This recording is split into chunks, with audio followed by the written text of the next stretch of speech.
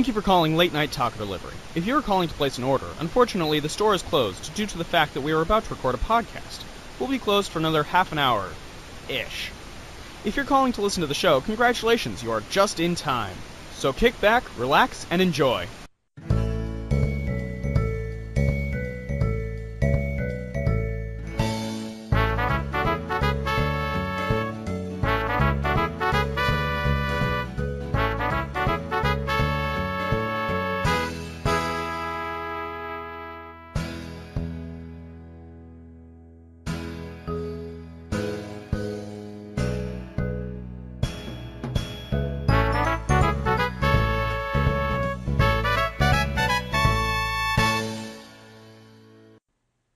Ladies and gentlemen, welcome to Late Night Taco Delivery. Late Night Taco Delivery! Yay!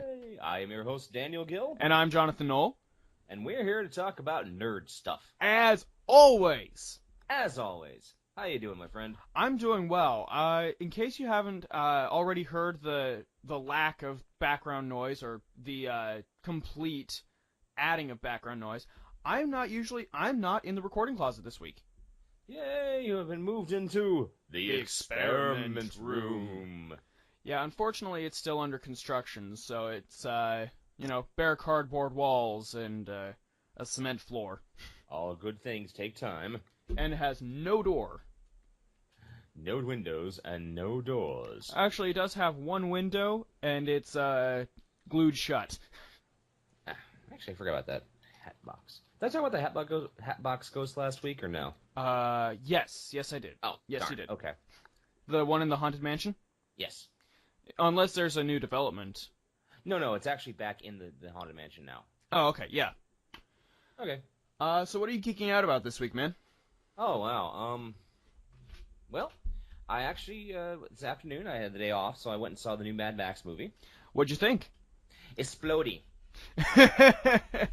It was so explodey. I loved it. It was fun.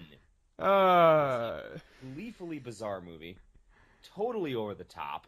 I loved the fact that George Miller, I think is the name of the producer, or the name of the director? I think so. Yeah, George Miller went almost 100% practical effects. Yes, I heard really good things about that. So there are no miniatures, no CGI. The only CGI that was evident was Charlize Theron, who played Imperator Furiosa, had a bionic arm that she had basically built out of spare parts. So at various points you see her without the arm, and she is with has a stump there. But at one point, I'm looking at the movie, and the main chase... It's a 2-hour chase movie, essentially. Okay. And you see a car... Half of it is Marshall amps, on the back of which is a 4-piece taiko drum band from Japan. On the front is a dude wearing red long underwear and blowing and wailing on a double-necked guitar that shoots fire. Damn. Yes, the chase party rides with their own soundtrack. That's awesome. That's dedication. The movie is over the top and nuts. It was really well done. I think it's gleefully hilarious that some men's right activists think that it's a feminist movie disguised as an action flick, and how dare they have a woman being a hero. And oh Christ. Oh, it's been blowing up all over the internet, and I'm just like sipping the tears of their anger. Behold my bottle of whiny man tears. Delicious. No, and the fact of the matter is, I don't know if I would classify it as a feminist movie anymore than I would classify like Aliens as a feminist movie. It's more along the lines of Imperator Furioso and Mad Max are sick of the bad guy's shit and decide to blow shit up. And they do. I'll have to take your word for it until I see it. Okay, it's excellent film. I really enjoyed it. Did we talk about Avengers Age of Ultron, or is that last week? No, because last week you hadn't fucking seen the fucking movie. Well, now I have. Okay, good. I think we should hold off on that until we talk about our subject for tonight, though. Okay, fair enough. And I also finished His Dark Materials. Congratulations. Which was the series I was looking. I enjoyed it. It was very well done. If anyone that has not read it, definitely read it. It's got a lot of interesting ideas, a lot of quantum mechanics and dark matter. It was a very sad story by the end, but overall, it kind of had to become what it was. Again, I'll take your word for it. I still haven't read it. And you're yelling at me for not reading Age of Ultron? Hey, it's Age of fucking Ultron. Me. Anyway. Well, I've kind of been moving in and out of the different things that I'm into. Homestuck is taking a week off because I think the creator, Andrew Hussey, would, like to sleep or something. I also caught up on Welcome to Night Vale this week. Excellent. Everything all right? Does it just get really loud? Yes. Okay. No, I was just trying to do a setting thing where I was trying to see if I could get your side over here, but apparently when I do that, it makes my side really, really loud too. So forget that. Yeah, don't do that. Okay. Sorry. I was trying to experiment. I should only experiment in the experiment room. But yeah, beyond that, I've just kind of been relaxed about the whole geeking out stuff. I work, I clean. Yeah. I'm still doing my animation month. Yes, and it just keeps getting better and better. Oh yeah, I got some really good stuff last couple days. Let's see, I did a really, really good one called Dias de los Muertos, which is about a little girl who's lost her mother, and she finds what the meaning of this holiday is because she can, remember and feel the love of her deceased loved ones. Though I really kind of wish they made more Mexican more movies about Mexicans that didn't involve Dia de los Muertos. Yeah. It seems like everything I see is either luchadors or Dia de los Muertos. Even for people that live in Mexico. I'm like, you have a rich culture. Do something else. Come on. Throw me another bone. Do some Aztec stuff. I don't care. Samson versus de los Muertos. Ugh.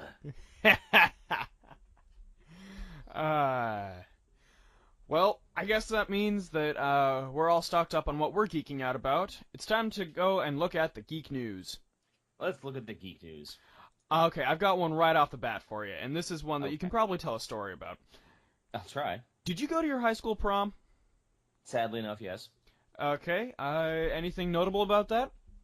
The girl I was trying to go out with looked me straight in the eyes when I'm trying to sing Bryan Adams' Everything I Do For You, oh, no. and said, Daniel, I can't take you seriously. Sorry. And I remember at the after party, they had a karaoke machine set up where they, for free, to have cassettes so you could record the song you wanted to sing. Sweet. Not so much. I tried to sing Moody Blues Nights in White Satin. Oh, no. I do not have the range for that. I've played it a grand total of 3 times since the thing. I've still got the tape. I once played it for my old roommate, Jason. By the end of it, he had turned red and couldn't breathe. He was laughing so hard. Not one of my stellar moments. If I ever see this thing, I'm sure I'll die. Oh, God. I've got it around here in a box somewhere. I'll have to, convert it over and, post it to YouTube for the world to be amused by. Yeah, my high school proms were boring. Very, very boring. The theme was boring. The people were boring. Everything was very boring. Wasn't it an Enchantment Under the Sea dance? Sorry, what? Wasn't it an Enchantment Under the Sea dance? No. One of them was Midnight in Paris, I think. That's not too bad. Still boring. And the other one was, I think, fantasy-themed, like princesses and knights in shining armor versus dragons. It was stupid. Meh. I always drew for the dragons. I know, right?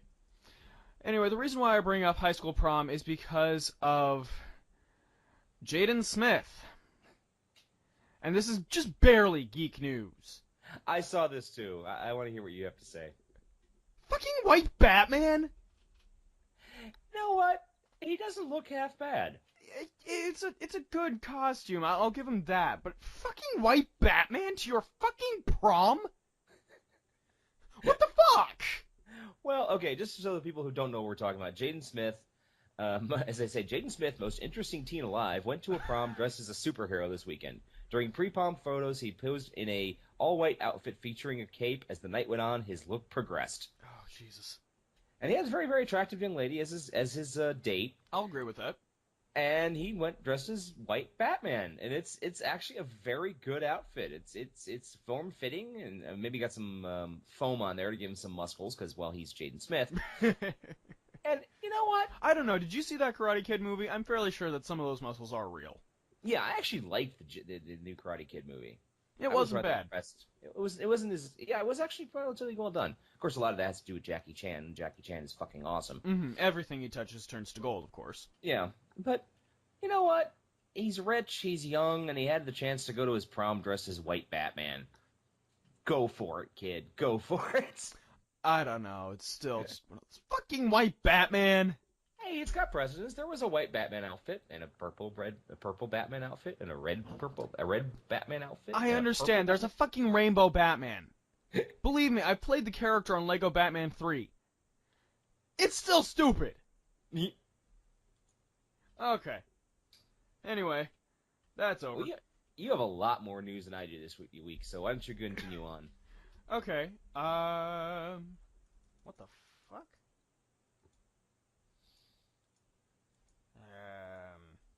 What happened? Well, that was disappointing. Apparently I lost the story. Oh no! It was something having to do with Ryan Reynolds, probably Deadpool related. Most likely. Did you see the super detailed Lego Millennium Falcon? I'll take that as a yes. Yes. This thing is gorgeous. I mean, I'm a big Lego fan already, but it's just one of those, fuck you, take my fucking money. Yeah. I'm saying fuck a lot tonight. I don't care. But yeah, it is gorgeous. Yeah, apparently they took apart the schematics for the Millennium Falcon and built it in Lego. I've seen them do the same thing with the Serenity. Mm-hmm. And that was pretty awesome, too. But the thing is, literally bigger than my bed. And I sleep on a queen size. So I'm just like, damn. It's sort of like when I was a kid. I knew one kid that got the USS Flag. I think I talked about this in the past. Yeah. The aircraft carrier. Yeah. He had nothing else in his room because it was taken up by an aircraft carrier. Jesus. All right. A little bit of sad news. This will relate back to an earlier episode. This past 2 days, past the 16th of May, was the 25th anniversary of the death of Jim Henson. Yes. I actually read a heartfelt article about that, and it was, fantastic. Were you in tears by the end? No. I finally started, I was able to read the article with just the tiniest bit of a lump in my throat.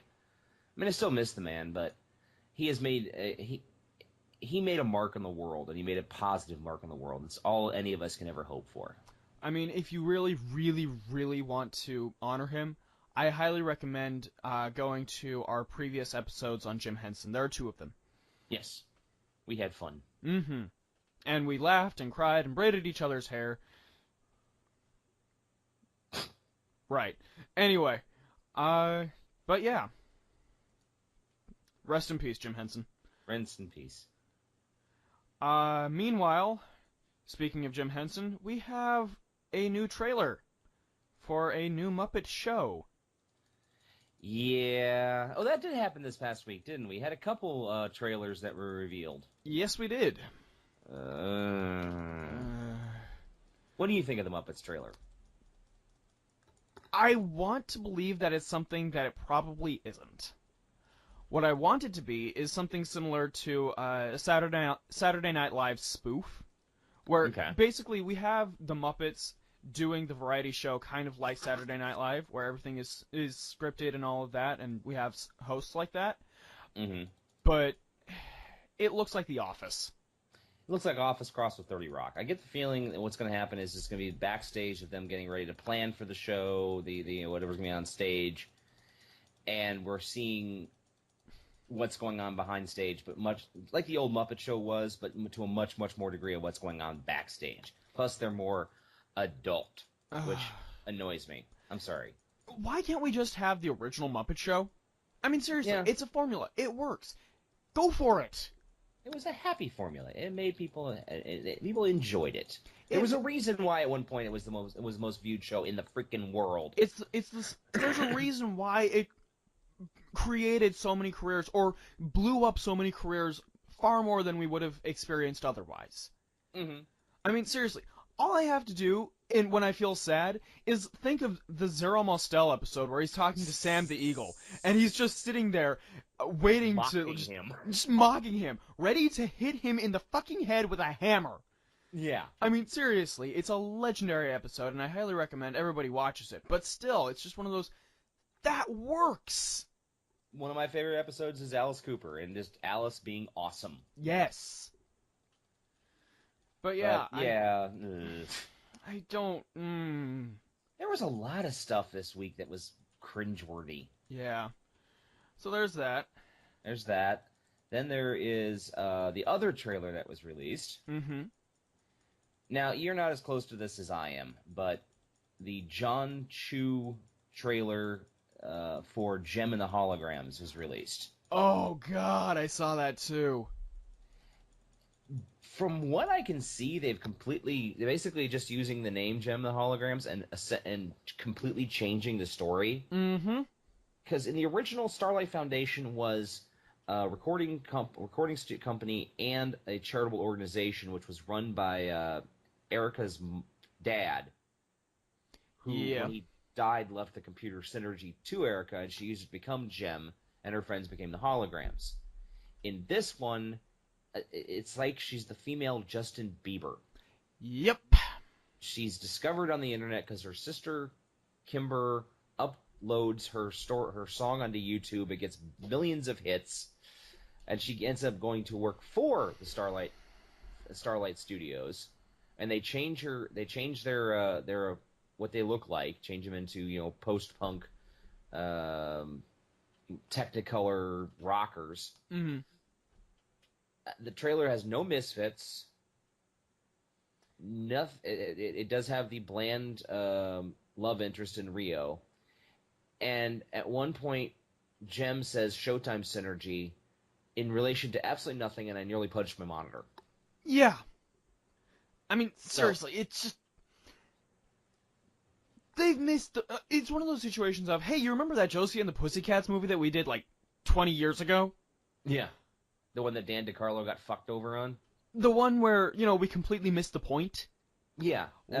Let's take another, almost kind of well-liked, property, and miss the point even fucking harder. Oh, God, yes. It is just, does not look like it's going to be a good film for nerds. And it's one of those situations of, as soon as I saw who was making it, the people who made Pitch Perfect 2, it's just one of those situations of, oh God, oh no, oh no. I can already see where this is going, and I don't, no. It's like that octopus gif, nope. Or Godzilla leaving Japan flipping it off going, nope. Exactly. So, yeah. Fuck that. Yeah. Speaking of things to fuck. Mm-hmm. Okay. I am going to read off what I posted. Oh, God. I know where this is going. Go for it. Crap. My computer just decided to fuck around. Find something else real quick. Alright. So ABC decided not to make that Agents of S.H.I.E.L.D. spinoff that was reported on Hollywood Babylon. Aw. Yep. From what I can see, they just didn't want to do it. Okay.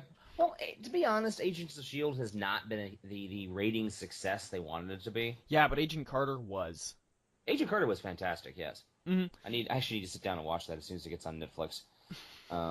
But the show Agent of S.H.I.E.L.D. is just not as huge as they want it to be. But it's also ABC. It's tying in with a major moneymaker of the Marvel movies, so I don't think they're going to cancel it anytime soon. Yeah, it's basically a bridging device between the different movies. I mean, right. You just have to watch it all in tandem. God bless it. Sorry, my mic keeps going back and forth. Oh no. Headphones. And it's not really messing with the recording, so I'm not gonna argue the point. As long as it continues to do what it's supposed to do. But yeah, that's why it's not being made. Just didn't want to. Yeah, there's enough other TV shows to make. Like, oh my god, that guy having all the reality shows. Come on. Yeah, but ABC Okay. isn't really doing that whole thing. Anyway, you were saying. Okay. So they had released the group photo of the Suicide Squad a couple weeks ago, and I just didn't really pay attention to it. Yeah. I was like, oh, okay. No. Now they've released what they're going to look like in the movies, including the better look of Harley Quinn. I'm going to read what I wrote on Facebook, okay? Go for it, please. First look at Harley Quinn in the new Suicide Squad film. Nerd rage on. I'm not okay with this. No, really, I'm not okay with this. Her outfit is ridiculously skimpy. Her head looks like an anthropomorphic bomb pop. If you can see the rest of her outfit, you know she's wearing a fishnets, a sparkly thong, and high-heeled sneakers. It's everything that's been done wrong with Harley over the past few years. Harley Quinn is a very intelligent, capable woman with one serious character flaw, i.e. her love of the Joker. All the guys in the Suicide Squad are dressed to fight. She's dressed to work the streets of Amsterdam. You're not wrong. And Daddy's little monster? Seriously? Oh, and it gets better. One of the things I noticed was Kevin Smith has said on Hollywood Babylon, not Hollywood Babylon, Batman on Batman. I apologize. That her outfit's going to change throughout the movie. Right. And then she's even going to revert back to the classic Harley Quinn at some point, which I'm kind of hoping for. I'm actually kind of hoping for some sort of mix between the classic Harley and a more functional look. Yeah. With a body armor and combat boots. But I just hope that her outfit changes through that movie, because knowing she's got a tattoo above her crotch which reads "Lucky You" just pisses me off irrationally. I hear that. They don't get her, you know? Exactly. I don't know why Hollywood is so fucked up on this, but they don't get her. Well, the fact is that DC just doesn't have the track record to make this kind of thing. To make it so that they actually, respect the source material. The problem is that DC has been dark, gritty, and we're going to throw sexual innuendo at you, even though you really don't want it. Mm-hmm. Even though it's been done to death, and Zack Snyder is basically an overgrown 12-year-old. Oh God, yes. I don't understand why they keep doing this, but they do, and it's really pissing me off. Mm-hmm. And it's basically turned me off from watching any of the DC stuff. Yeah. And then the funny thing is, when I was growing up, DC was the one that was known for making decent Hollywood movies. Exactly. I mean, seriously. Superman 2, Swamp Thing, 1989 Batman. Yeah, exactly. That one. And then it looks like somewhere around like the mid-90s is when it started going all downhill. Yeah. But yeah, it's just one of those situations of, enough Frank Miller, we have a rich history in DC Comics. Even more rich than Marvel. Okay, we can laugh, we can tell a joke. Show us that! Yes, that's another trailer that was released this week that I actually think is fun. Okay. The Supergirl trailer was released. Yes. It has, what's her name? Kara? Yeah, Kara. Kara is shown as, she's being hidden by her cousin in plain sight as this kind of bumbling office assistant working for Cat Grant, who is now the head of a major multimedia organization. And then she show her using her powers. And she's having fun doing it. She's having fun being a superhero. That's why it's just like, okay, I honestly think this got to the point where DC knows they're beaten, so they're taking over the television. That's why we're getting so many good DC-based properties as opposed to Marvel, which only has Agents of S.H.I.E.L.D. and the Agent Carter. Unless you go over to Netflix, and then they have fucking Daredevil. That's Daredevil. Religion. That is an amazing show. I need to finish that. Same. Yeah. But yeah. seriously, they're killing it over on TV, and it's because, holy shit, they actually give a fuck. Yeah. Speaking of not giving a fuck, Uh-huh. Doomsday will reportedly be the major villain in Batman vs. Superman. I read that too. Looks like the second half of the film will be Doomsday will show up after Batman and Superman kick the shit out of each other, and then basically epic beatdown. Yeah, I mean, it's just one of those situations of, it's already shaping up to be Spider-Man 3. Yeah. It's just one of those, alright, we've got too many villains, we have people who can't agree on anything, and seriously, it's the... What was I just barely saying about enough Frank Miller? Seriously! We have Batman with a rifle, and we have him in the big combat suit that we see at the end of Dark Knight Returns. What the fuck? I mean, this is clearly a situation of, no, we're never going to see an adaptation of Dark Knight Returns. Fuck off, Kevin Smith. Okay, that's one of those situations of, I was actually, listening to Fat Man on Batman and going, yeah. What the fuck are you thinking? We already have our Dark Knight Returns. They did the cartoon. Exactly, and that's a fantastic adaptation. It's still In my dream world, Paul Dini and Bruce Timm are given carte blanche to do a Batman movie. Please. And they cast they cast an unknown if they want. They're given $150 million and said go play. Yes, because they actually know what they're doing. There. Yeah, I mean, to this day, I still believe that the DC animated universe is the best adaptation of the characters ever. I'm totally in agreement with you. Okay, let's move on to something happy. Find us something happy, Jonathan. Okay, well, do you remember the director of Selma, Ava DuVernay? Okay, I'll say yes. Marvel wants her. Really? Yes. To do what? Well, there is some speculation about Black Panther, although it's one of those situations of, you really want to typecast that situation? But if she does Black Panther, she does Black Panther. Cool. Okay. I don't know, we've got a director who definitely deserved an award, and yes, please. Bring her in. Bring her in? Actually, Uh-oh. Dan is thinking the thinky thoughts.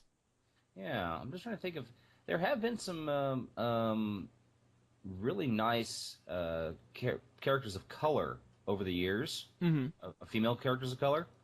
They've been superheroes. And there's one that's... she's a Muslim who's the new Miss Marvel. Yes. And I'm not... I don't think... As much as I love Marvel, I don't think they're that brave just yet. Mm-hmm. But still, having her involved in the making of the new Miss Marvel movie, and then maybe having a secondary Miss Marvel played by this Muslim character, would actually work very good. That'd be pretty rad. I would watch that. I'd put my $10 down. Mm-hmm. Okay. From that director to, dear God, I don't know if I should be happy about this movie or think someone was very, very drunk when they made this. Uh-oh. Deep in the ice of the Antarctic, a team of geologists uncover an old Nazi laboratory still intact with dark experiments had occurred. In order to conquer the world, the Nazis created modified sharks who were able to fly and whose riders were genetically mutated undead superhumans. A military task force called Dead Flesh 4, reanimated U.S. soldiers who fell in Vietnam, is put together to prevent world downfall. It's a movie called Sky Sharks. Oh my god. They have released a trailer, and it is epic. I don't even know how to describe it. That sounds both terrifying and slightly awesome. They're trying. It's up on Kickstarter right now. They're trying to get $83,000, and right now they're at $12,860. And it just looks insane, just utterly, absolutely insane. Oh yeah, it looks totally batshit, man. Mm-hmm. And you know what? We need batshit movies from time to time. Yeah, it's a comfort food situation. Yeah, well, also, the future MST3Ks of the world needs fodder. Exactly. Actually, that is the best way of putting it. I've never heard that put so well before. course, the question is, if they know they're making a bad movie, does it really deserve an MST3K? I don't know. I mean, I feel like that's for future generations to figure out. Dun dun dun. Speaking of dun dun dun, Harry Shearer, the voice of Mr. Burns, Ned Flanders, and several other Springfielders, is leaving The Simpsons. Yeah, 3/4 of Springfield. Yeah, I heard that. He and the producers couldn't come to an agreement on some time off he wanted to do for some theater. Yep. Well, we'll miss him, but it's one of those situations of the show's been going on for over 20 years. The show has been on since the 80s. Exactly. The show needs to end. It needed to end long ago. I've actually looped around to having kids who grew up on The Simpsons are now working on The Simpsons. Yeah. So they're getting a chance to say, oh, when I was a kid, I had an idea for The Simpsons, and now I'm getting a chance to do it. Mm-hmm. So, yeah, it just needs to go away. But anyway, happy news. Go for it. Daniel Craig will be in the Star Wars Force Awakens movie. James Bond himself. Well, apparently, this is becoming almost a thing.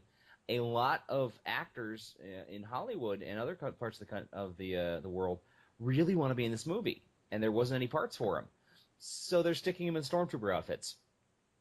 Awesome. Their faces are never revealed, but they can just say, "Yeah, I was in Stormtrooper. I was in the Star Wars movie. I was Stormtrooper number 3 from the left." It's one of those. Having worn Stormtrooper armor, I can totally understand why that is such a rush. Mm-hmm. Because it is. I remember reading something about when the special editions of New Hope were released. Mm-hmm. They had an insert shot where they put in stormtroopers and like a bantha in the background. Not a bantha, one of the giant dewbacks. That are lizards, yeah. And they didn't even have to build a special stormtrooper armor for the movie. These guys owned their own. Yeah. These were Lucasfilm employees that had loved Star Wars that much that when they got the chance to work for them, they already built their own stuff before they came to work for the movie. Yeah. So that was cool. Yes, Simon Pegg accidentally let loose that. Simon Pegg was asked what he's going to be doing in the new Star Wars movie. Mm-hmm. And he says, I wasn't a stormtrooper. Daniel Craig, he was a stormtrooper. I shouldn't have said that. There are so many spiders in this experiment room because it is still under construction. Anyway, fuck was that? What? Sorry, something on my computer just decided to start playing music, and I'm not sure what. Oh. I had to shut it off. We're good. That happens. Speaking technical difficulties, folks. Sorry. We'll see if Jonathan can mix it out, but if not, he'll go like I did. Okay. I can probably do that. Speaking of Star Wars, though, we have a new actor joining Star Wars anthology Rogue One. Ooh. Yes, Diego Luna. Let's see. What is he also known for? That's a good question. Let's see. So he gets there faster. Dun dun dun. Diego, oh my god, look at his dreamy eyes. Yes. He is melty. Oh, he's in Y Tu Mamá También. I like that movie. Mm-hmm. He also was in Elysium. Yes. And The Terminal. Okay, cool. Oh, he was in Dirty Dancing, Havana Nights. The Forbidden Dance. But yeah, he's joining Rogue One. Cool. Any idea who he's going to be playing? No, not really. All right, cool. Now, I'm a little leery about what Disney's been doing lately, because I heard Joss Whedon's battles that he had making the Avengers film. Yeah. They're starting to take more of a hands-on approach to the films as opposed to just letting the creators do what they want to do. Yeah, but if you remember way back when, during the original Avengers, the same thing was already kind of happening. Well, I understand what they're doing is they're all setting this up for the Infinity War, and also they had to set it up for Captain America: Civil War, and and Thor 3, and we're done with the Iron Man movies. There's no more Iron Man movies in the pipeline. Yep. But they're getting everything set up for the Infinity War movie, which will be coming out in 2017 or 18. I can't remember. I think it's 2018. Well, okay, I know they're already shooting the damn thing. Yeah, 9 months of shooting. Yeah, Chris Evans was so excited by that idea. Well, that's a big fat paycheck, man. I have so little news today. It's kind of sad. Um, Another one to debunk Hollywood Babylon. Okay. David Lynch is coming back to Twin Peaks. Yes, apparently they've landed at Showtime. Yes, and basically it's dear Twitter friends, the rumors are not what they seem. It is happening again from David Lynch on Twitter. It's a damn fine piece of pie. Mm-hmm. Have you ever seen the original Twin Peaks? I've seen the first season. I need to watch season 2. Although I have been told that I need to cosplay as Dale Cooper. Yeah, I can see that. I'll dress as the log lady for you. Yes! I have no problem with cosplaying as long as it's funny. I am totally in. Alright, let's see. I also have a teaser trailer for a biopic of Steve Jobs. Yeah, wasn't it Michael Fassbender? Yes, Michael Fassbender is playing the titular Steve Jobs. Huh. Yep. It's pretty neat. It was like the third movie about Steve Jobs now. Yeah. I think the first one was just called Jobs. Jobs and Steve Jobs, now, this. Oh, it was actually funny. There's a website called TakeMeToTomorrowland.com where you can wander around and you basically get to explore a little bit of what the Tomorrowland movie is going to be. Ooh. It's party. Recommend using Google Chrome if that's the browser you want to it works on. But anyway, there's little notes and trivia bits that are spread through the part. Mm-hmm.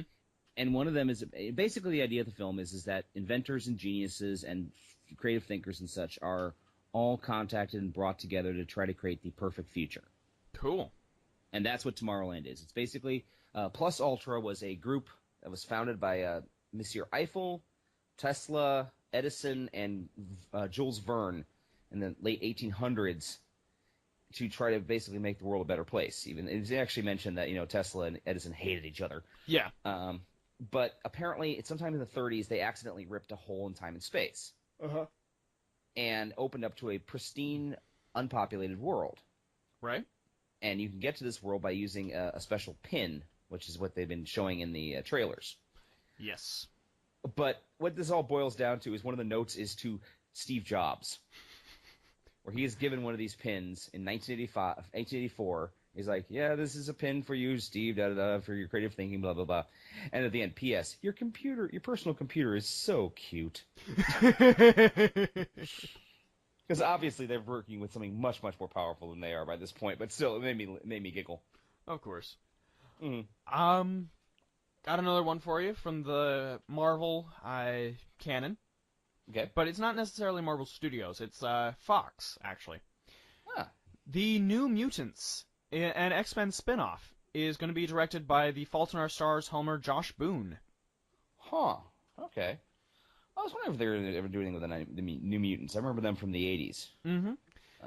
The idea behind the New Mutants was basically, instead of being the X-Men, they're always going out and doing adventures and saving the world and shit.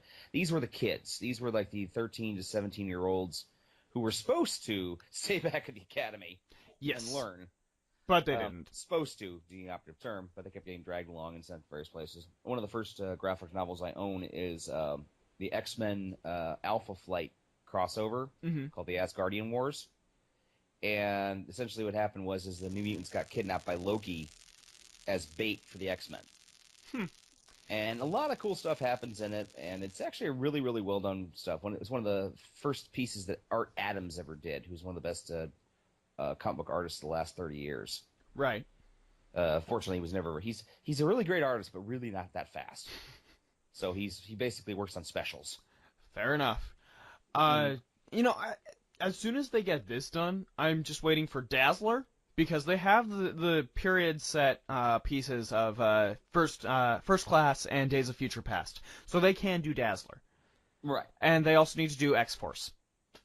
I'm afraid they're going to do Dazzler is like they did the Gem and the Holograms. Oh, fuck.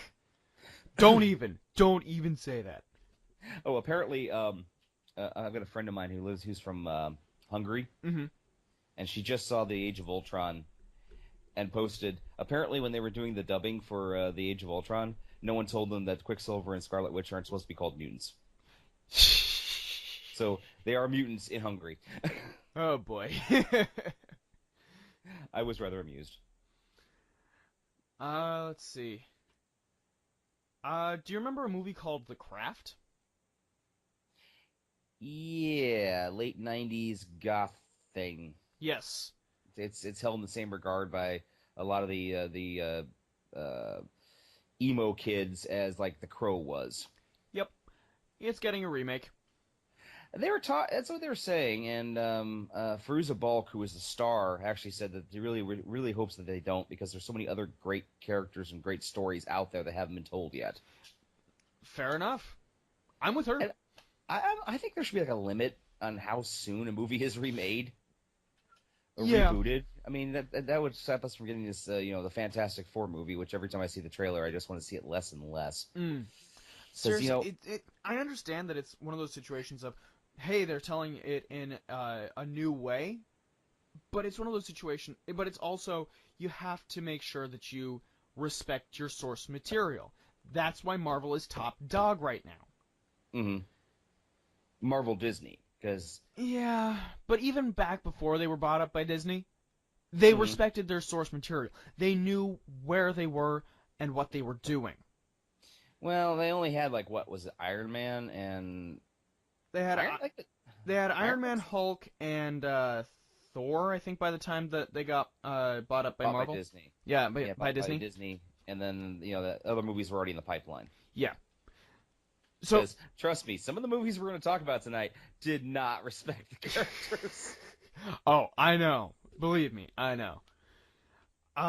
Let's see. Something to make you smile. Okay. Simple Minds did a salute to the Breakfast Club at the Billboard Music Awards tonight. The other day. I heard about that, and that's cute. Mm-hmm. It's just nice bit of nostalgia. I can imagine them going, "Don't you forget about me. I'll be alone, dancing, you know it, baby." Baby. It's just a great song, and I always love the fact that no one actually wanted to record it. And then finally was given to Simple Minds, and even Simple Minds I don't really want to do this, and then it was their biggest hit. It has a certain, for a lot of people, it has a certain feel for a time and place that they were when they first saw it. My sister saw it in the theaters. I saw it on fucking mosquitoes. Sorry. I saw it on the movie channel, and then I saw it in I saw it in high school because Mr. Cup freaking loved that movie. Yes. I think he's shown it to everyone he's shown it to every school he's ever, every class he's ever taught, I think. He has. I actually have it almost in writing. Heck, I could get it in writing. Let's see. Oh, there is a new trailer for another Doom game. Yes. Well, not so much a trailer, it's a teaser. Yes, it is literally 3 seconds long. Of a Revenant going rah, rah, rah, rah. Yep. And it looks pretty. It looks very pretty. I mean, of course, Doom 3 looked pretty, too. Yeah. A lot of people complained about Doom 3, but the funny thing is that was what originally Doom was supposed to be. Exactly. I mean, if you go back and read the Doom Bible, read stuff like that.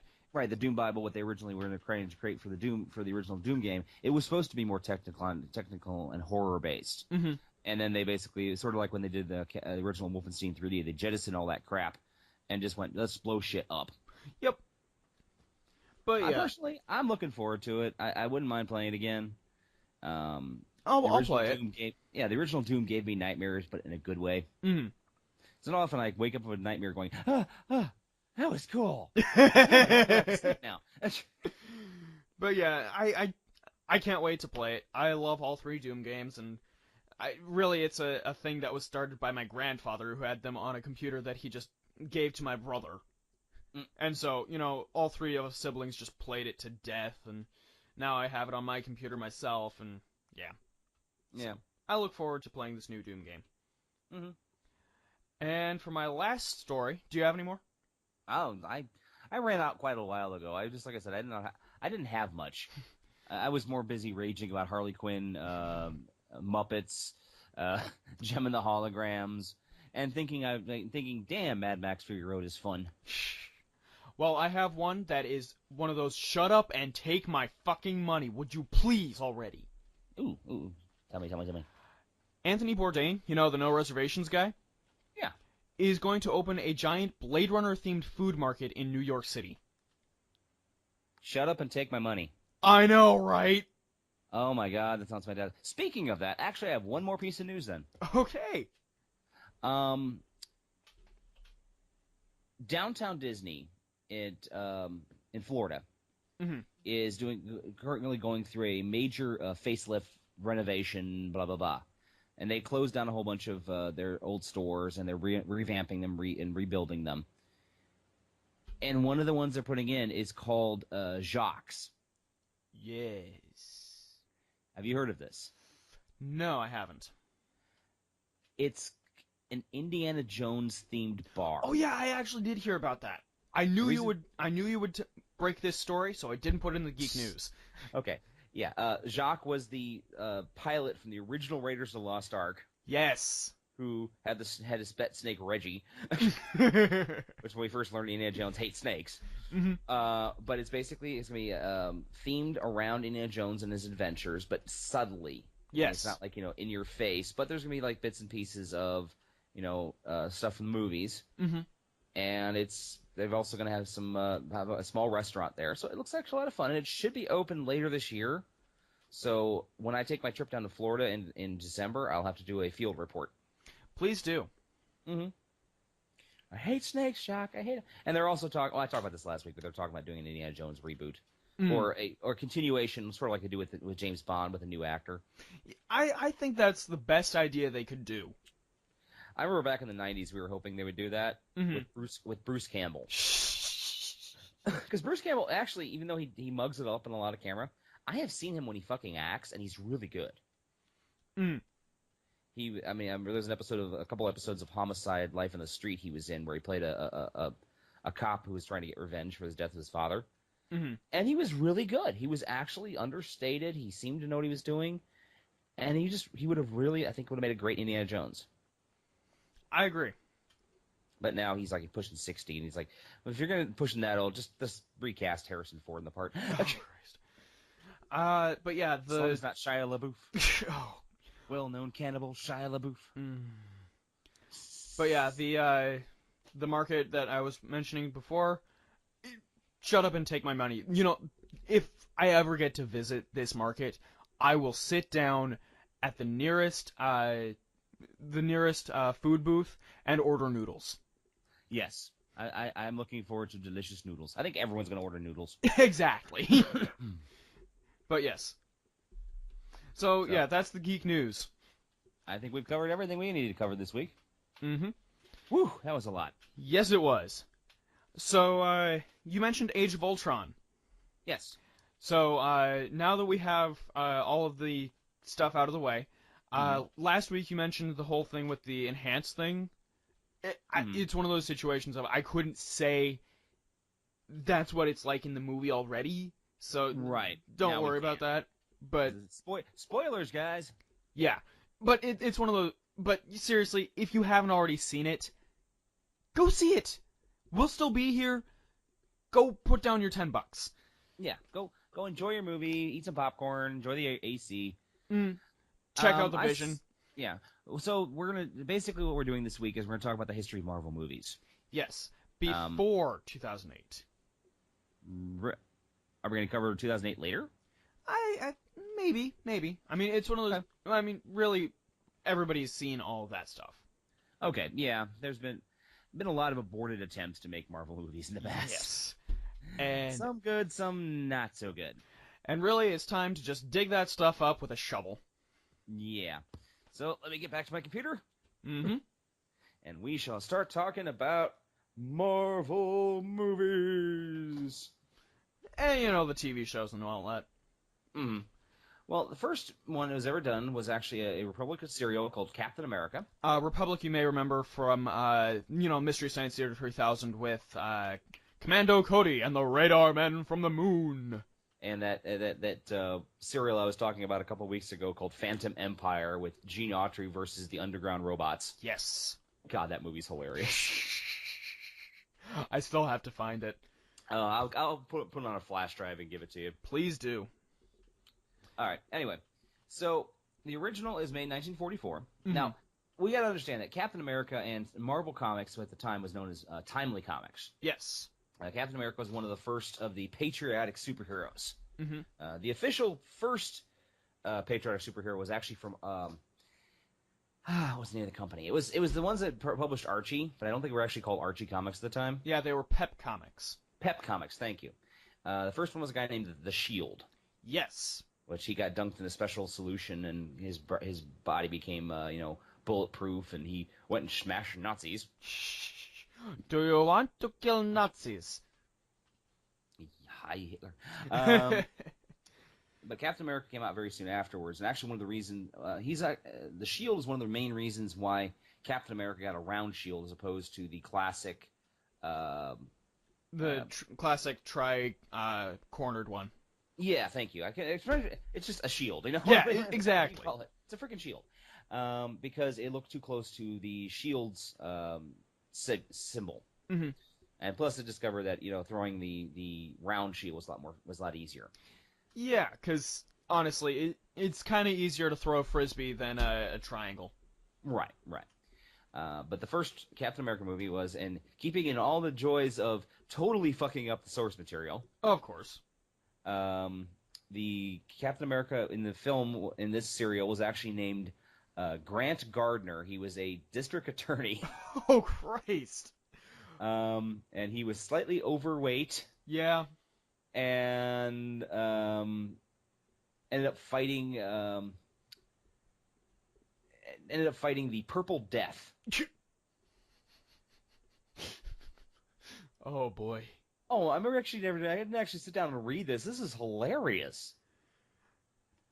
Yeah. Sorry. The weapon that is developed is called the dynamic vibrator. A device intended for mining operations, but one that can be amplified in a devastating weapon. And the bad guy was a guy named Dr. Meldor, a.k.a. the Scarab. Sorry, I'm still on the dynamic vibrator. Not a great name. Yes, it's used for mining. Mining the oyster ditch. Yep. Oh my god, that is beautiful. The Captain America costume was really gray, white, and blue. As these colors photographed better in black and white, the costume also lost the wings and the head. The pirate boots became high shoes, and the chainmail became normal cloth. Yep. Actually, I kind of like this one. His miniature flags were added to the gloves, and the belt buckle became a small shield. I kind of like that idea. That sounds kind of cool. Yeah, that actually looks pretty awesome. Yeah, but apparently the poor guy Dick Parcell, who played Captain America, died of a heart attack right after filming. Oy. So apparently, he was out of shape and a little bit overweight, and the action sequences were too much for him. Oh, poor guy. Yeah. But yeah, after that, then we have some animation. Oh, we have a lot of animation. Basically, in 1966, let's see here. Here we go. 1966, you had the Marvel superheroes with the Spider-Man does whatever a spider can. It also has that Iron Man theme that is actually played in the Iron Man movie from 2008. Really? Yeah.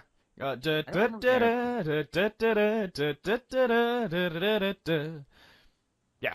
If you listen to the very beginning with the award ceremony, you can actually hear it being played by that band. Okay.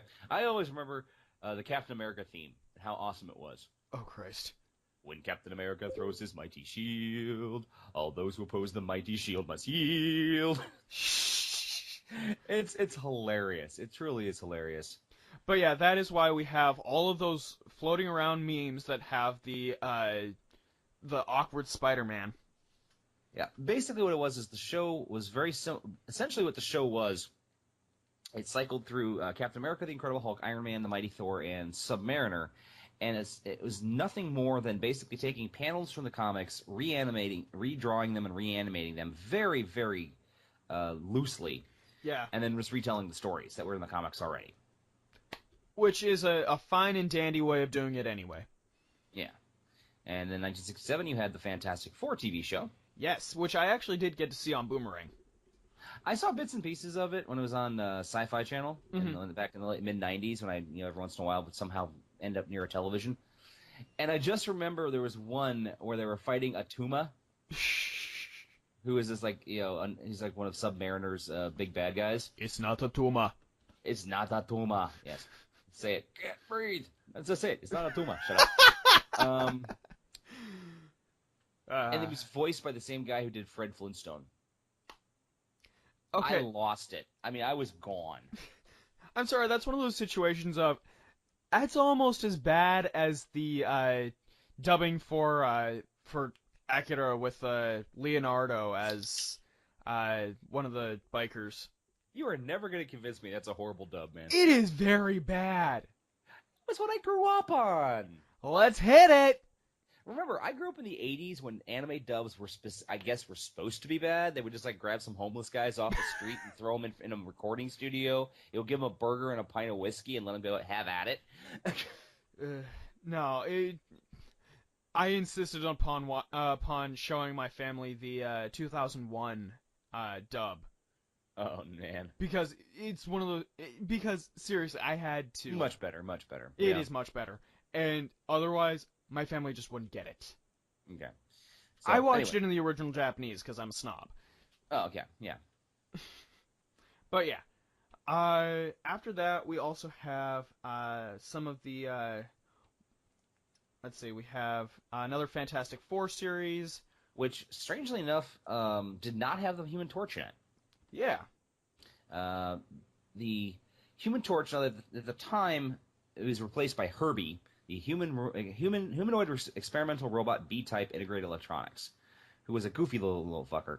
But the idea was that the urban legend at the time is the producers didn't want kids trying to light themselves on fire like the Human Torch. But it actually was because there was a proposed television pilot movie developed by Universal Studios that ended up never being produced. That's so too they bad. Literally couldn't use the character. I just remember that was on 78, and I do remember watching it barely. Mm-hmm. It's like Fred and Barney meet the Thing. Yeah. Which was actually had very little to do with the two of the characters. Fred and Barney never actually met the Thing. Yeah, and that happened in 1979. Yeah. The Thing was the adventures of a scrawny redheaded teenager named Benji Grimm, who changed into the monstrous and mighty Thing by touching together magic rings and reciting the words, "Thing ring, do your thing." And the Thing sounded like Jimmy Durante. Oh, Christ. It was pretty bad. This is at the time period of they didn't respect the characters. Hang on. For those of you not aware, because this room has no door, I can't stop the cats from coming in here. So Aww. We have the station cat Daria making an appearance. Yay! Well, she never says anything. Every now and again you can hear her. Okay.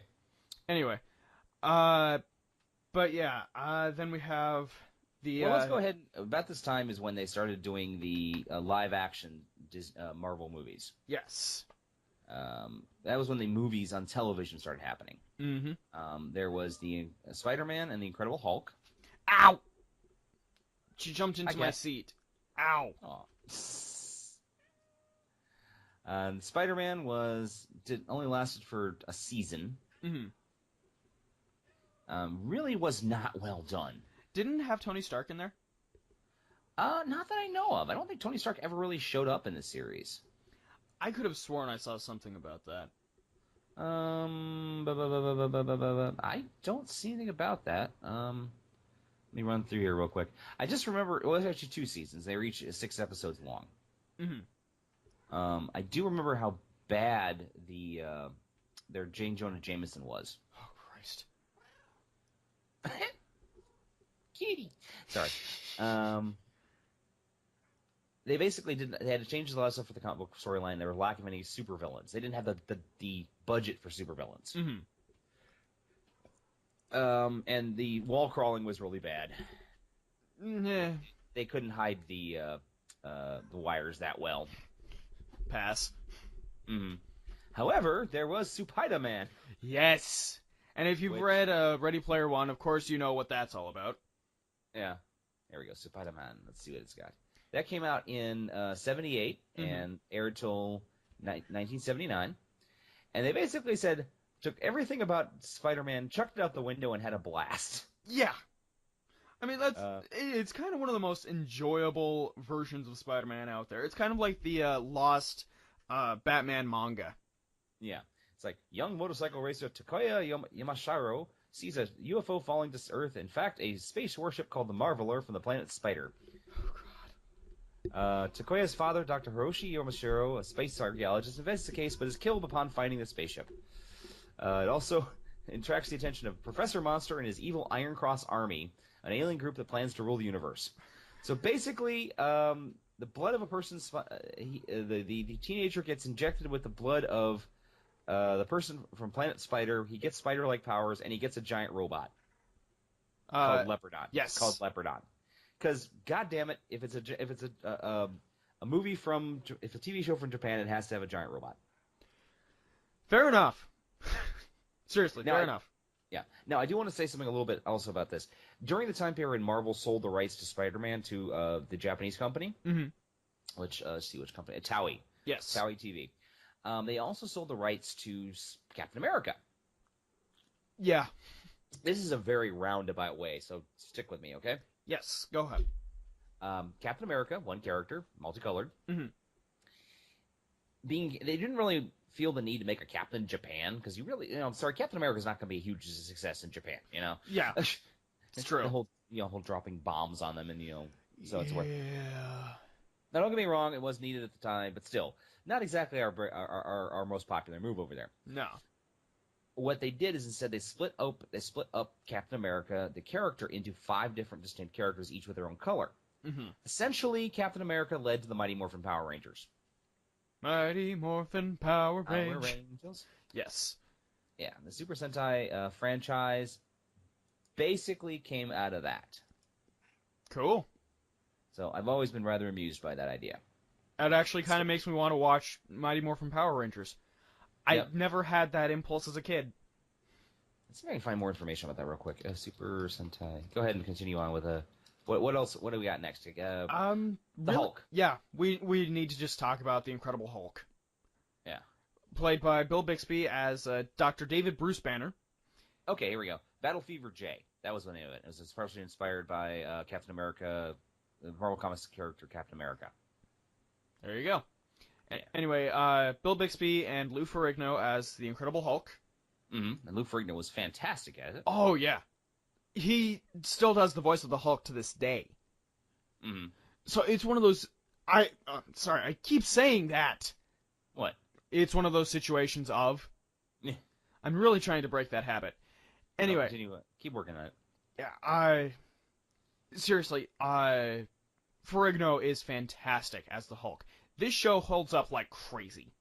Yeah, it's basically a retelling of the old 1960s show The Fugitive. Mm-hmm. But Bill Bixby is a great actor, always has been.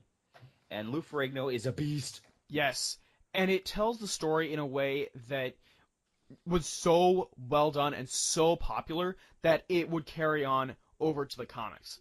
For a time, they actually did have Bruce Banner's name be David Bruce Banner. Right.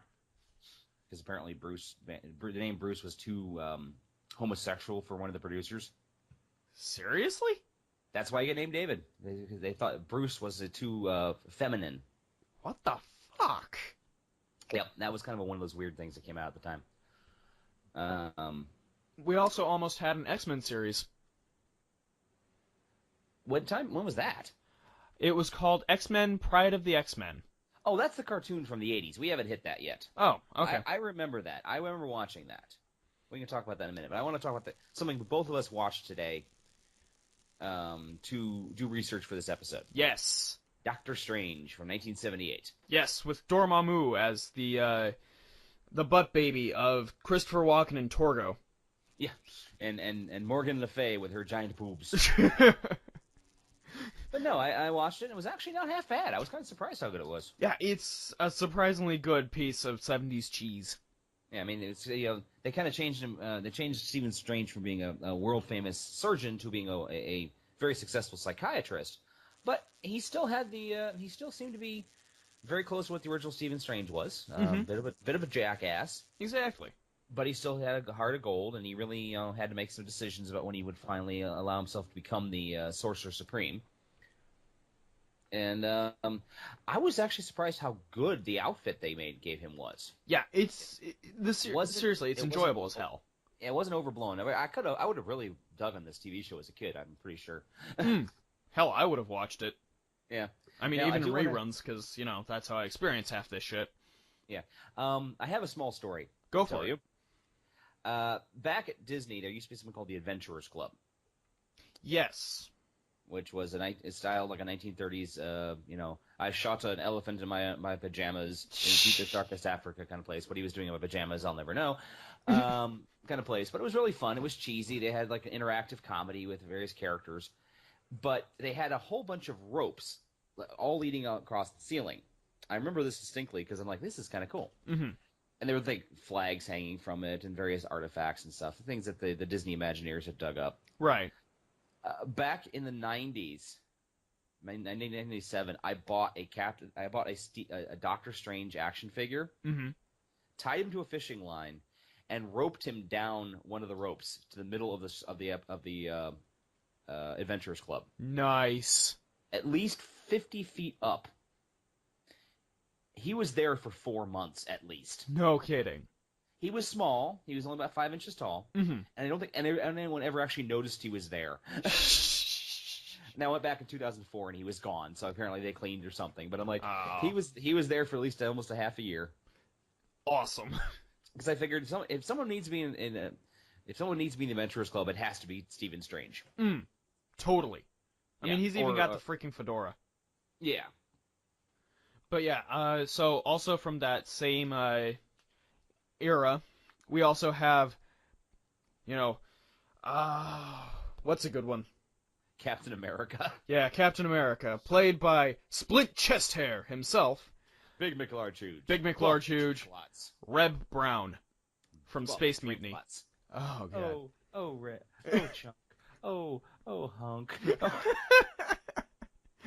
But yeah, Captain America was just... I remember watching this, and I actually remember liking it as a child. Mm-hmm. It just shows you when you're a child, you like anything. I especially like the fact that he had his motorcycle in the back of his van. The idea behind that was Steve Rogers is he's the son of the original Captain America. Right. And he gets, against his will, mind you, gets injected with the full latent ability gain formula, which is basically a super steroid, aka the super soldier formula. Mm-hmm. And he ends up, fighting against evil. But there were 2 movies, and they were supposed to be a television series, and it just failed horribly. It's just bad. It is bad. What I kind of want to see done is an Avengers type situation where you have the Bill Bixby and Lou Ferrigno Hulk, and you have the Reb Brown Captain America, and you bring in the different superhero adaptations from the time, and just do the 70s Avengers. Oh God, I must watch this now. Sorry. I really want it. Yeah. No, well, there's that trailer that was made. Yeah. But, as a full story, like a comic book, kind of like the Batman 66 meets the Green Hornet. Oh, I see what you're saying. Okay, I understand now. Yeah, I'd like to see that happen. All right, that's cool. I'd watch that. I'd buy 5.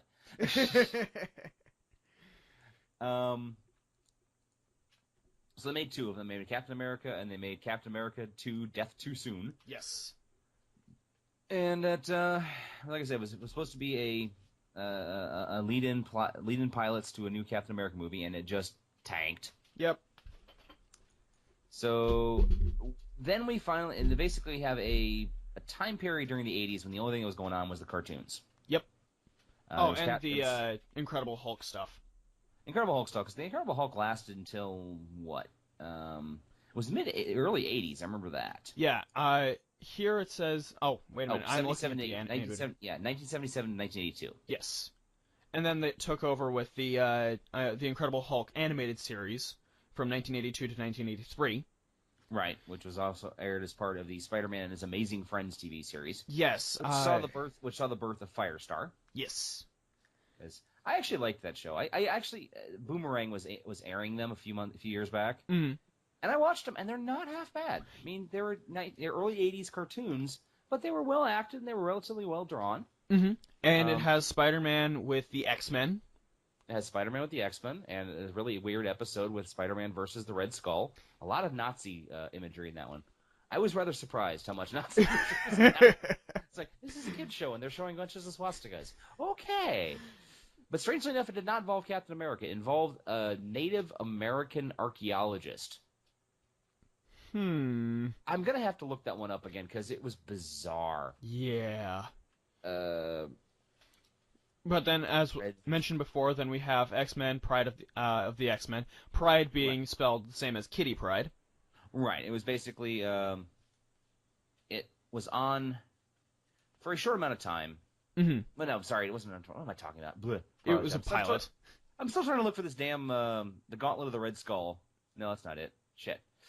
That's from the 1994 Spider-Man series. Never mind. Basically, part of the X-Men was done as a pilot, and it was actually well animated. I remember seeing it, and they actually based the X-Men stand-up co-op arcade game off it, which made me happy because Dazzler was in it. I like Dazzler. Leave me the fucking alone. You know what? I used to really shit on Dazzler a lot, but after a while, it's just one of those, why? Oh, okay, sorry. Yeah, why? Well, I liked the character because she didn't want to be a superhero. Mm-hmm. She just wanted to be a pop star. Yeah, she just wanted to sing.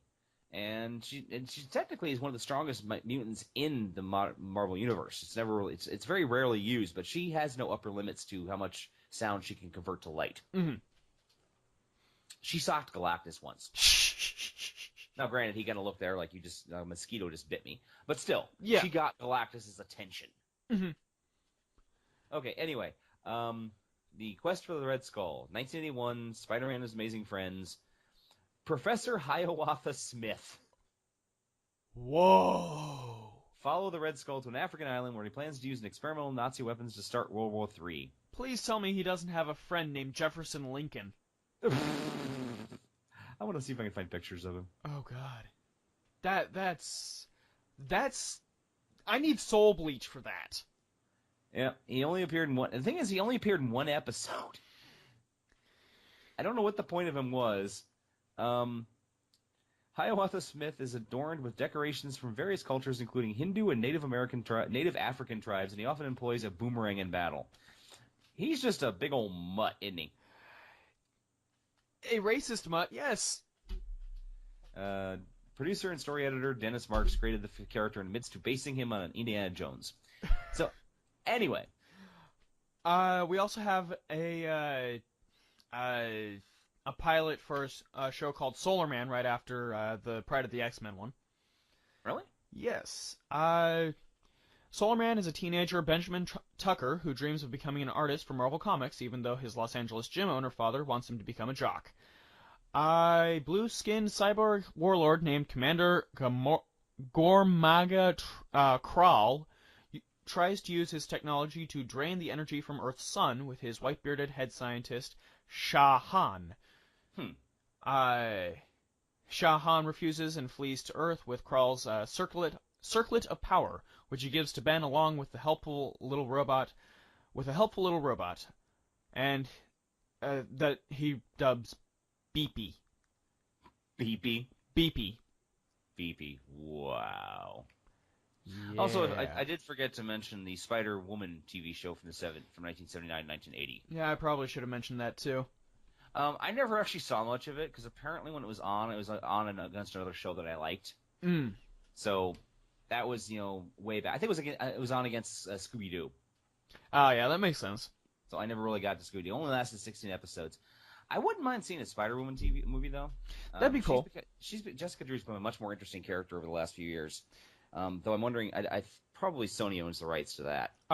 Spider-Woman? Yeah. Well, considering she's not actually a she's not actually related to Spider-Man himself. Marvel still owns Spider-Woman. Really? And that is why we are getting on Netflix, a.k.a. Jessica Drew. Jessica Jones. Oh, Jessica Jones, excuse me. Sorry. Yeah, Jessica Jones is a character named, used to play another super hero, which actually, the whole alias, a.k.a. Jessica Jones thing is a little confusing. Yeah. It's like a side story that was told after a whole big effect with the Avengers, and she was the one that was being mind controlled by Purple Man. Mm-hmm. And she was supposedly, you know, a moderate level superhero who got essentially, for a lack of a Stockholm syndrome, I guess, with the Purple Man. Yeesh. I don't want to. Yeah, and he basically forced her to watch as he, you know, in the comics, and I hate to say it, I don't like to use this word, he raped women. Yeah. And then somehow he ended up, because he was being a bit of an asshole. He sent her against the Avengers to try to get revenge for something they had done to him. Mm-hmm. And the Avengers essentially kicked her ass. Shh. But then they helped her up, brushed her off, figured out what the problem was, and fixed her. Mm-hmm. Got rid of the mental block he put on her. Mm-hmm. So the next time Purple Man tried to use her, she kicked his ass to the point where she put him in traction. Okay, so anyway, 80s. Yes. Moving our way happily through the 80s. Yes. We've got some of the Incredible Hulk movies that are coming out. Mm-hmm. The Incredible Hulk Returns, Trial of the Incredible Hulk, The Death of the Incredible Hulk. Right, there were 3 of them. The first one was Return of the Incredible Hulk. Mm-hmm. And it was both of these. The first 2 started out as backdoor pilots for new Marvel properties. Yes. The first one was Thor, Mm-hmm. which was goofy as shit. Yes. Basically involves David Banner meeting an old friend of his, Donald Blake, who had found a magic stick that when he pounded on the ground summoned Thor. Yes. Not as in the comics when, you know, Donald Blake would swap with Thor, but actually summoned Thor, who was essentially an overgrown frat boy. He liked to drink and he liked to fight, and it was funny. Yes. And he had a big old throwdown with the Incredible Hulk because, you know, he pissed off David Banner by, you know, doing something stupid. Mm-hmm. And then they went on their merry ways. And then there was the Trial of the Incredible Hulk, where David Banner was arrested for murder, if I'm not mistaken. Something like that. I need to watch it. No, you don't. Yes, I do, because this thing has Daredevil in it. Kinda. I know. It's not. No, I do take it back. I actually forgot something until right that moment.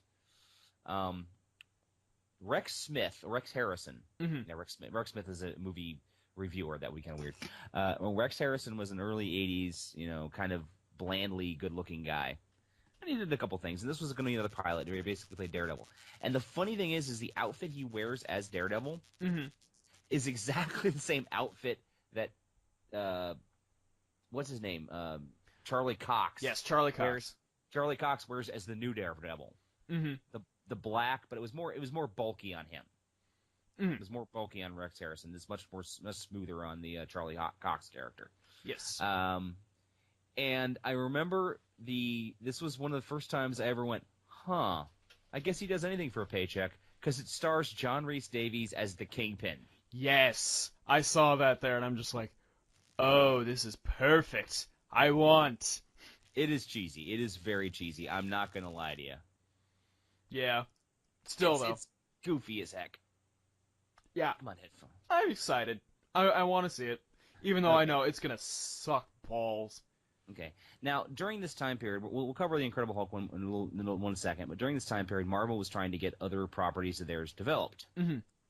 And one of them was a Spider-Man movie. Yes. To be made by James Cameron. No kidding. Yeah, but it was going to be batshit fucking insane. Oh, God. So we're all glad that it never got made? Yeah. Okay. It was going to involve, oh, God, I can't remember all the details, but James Cameron basically was going to completely rewrite the creation of Spider-Man. That Peter Parker was actually a sentient spider that had been turned into a human. Oh, my God. Yeah. That is terrifying. Mm-hmm. And thankfully, they did not make that. But then they had the Marvel had not had much luck. The biggest thing they had in the 1980s was Howard the Duck by George Lucas. Ooh, you did not just mention that. Well, it's a Marvel movie. I can't help it. Yeah, it's fair. It's fair. It's fair. It's fair game. I just remember watching it and thinking, "Dear God, this is horrible." And why are there duck tits? Duck tits. Woohoo. Well, my dad got Playboy at the time, and he actually didn't mind me reading them because, you know, yay, boobies. And they actually did a Playboy pictorial involving that damn duck. Oh my god. Yes. This is a PG-rated movie with duck tits. I I never want to see a duck with muff again, okay? Yeah, this duck had muff. It was deeply wrong. But the movie came out. It was cost like $39 million. It only made $37 million. The special effects were actually pretty good. Yeah, I'll warrant you that. I mean, it was mentioned in our first episode. Yeah. But it was just a terrifyingly bad movie and basically put Marvel off making any other films from that point onward until the late 90s. Mm-hmm.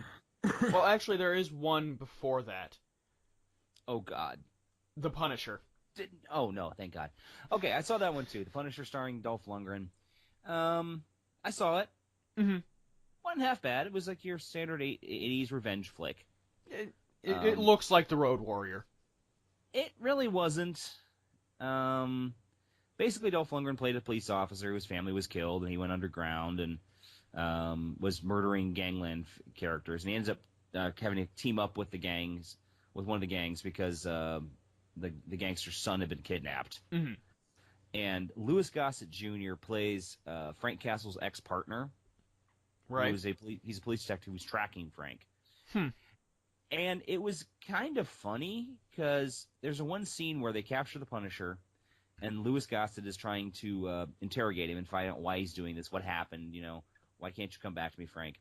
And Louis Gossett Jr. is an Oscar award-winning actor. Yes. So he's acting his fucking heart out against Dolph Lundgren, who's doing his best impression of a bench.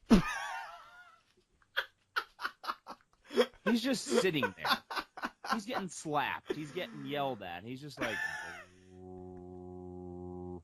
Now, I can understand the choices of the character because, Frank Castle's supposed to be dead inside, and he's only doing this because of revengeance. But still, yeah, there's a level of... Have some reaction to.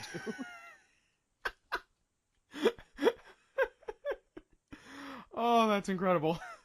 Oh, it was just a dumb movie, and I remember I watched it with my dad, and the Punisher's basic main weapon is an M60 machine gun with a grenade launcher. That sounds pretty awesome. But my father is just looking at this going, "Oh, you've got to be kidding."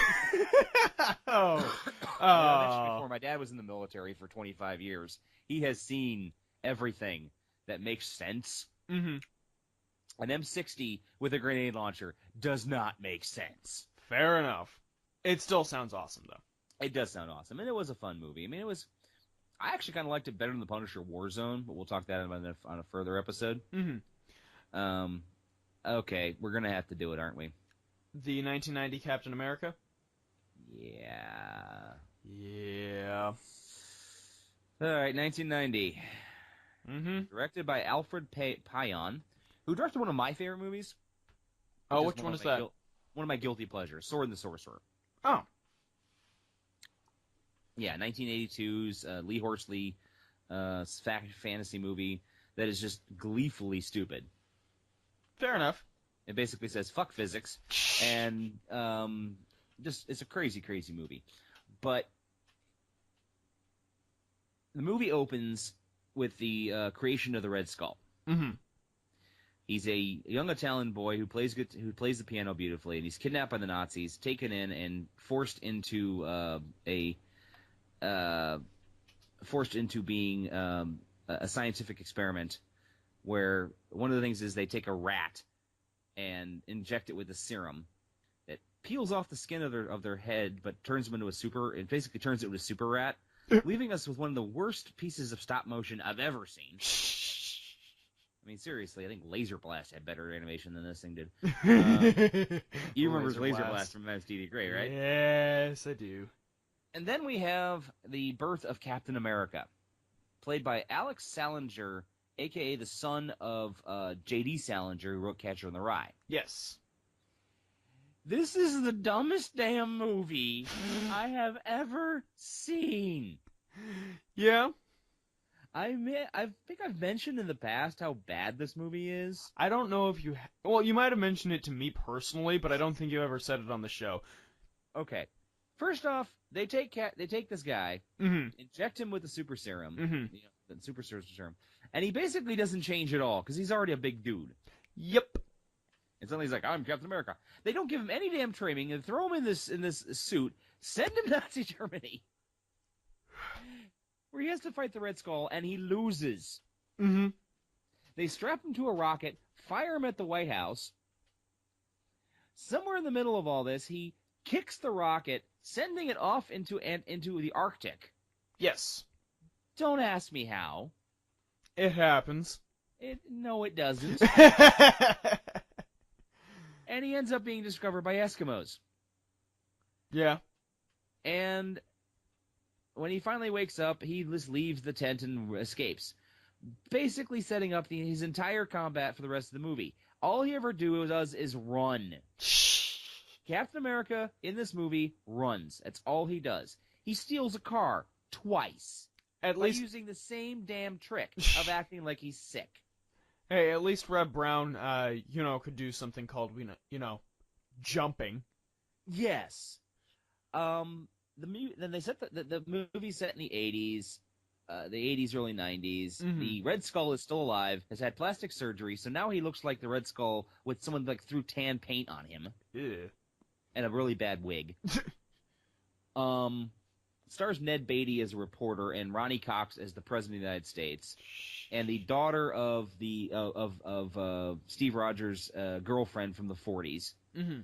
Which has always been kind of creepy to me. Yeah. You ever thought that he actually falls in love with the daughter of the girl he used to love in the 40s? Yeah. That's always been a little creepy to me. Anyway, it is just horrid. There are not words in the English language that have been invented. How much I loathe this movie. I mean, it was even done by a nostalgia critic. A nostalgia critic couldn't find anything good about this movie. I can't find anything good about this movie. I just remember when at one point he turns his head, and because the way the suit's set up, his ears were actually molded into latex. So he turns his head, and his ears wrinkle. I killed a tradition among my friends by doing this movie.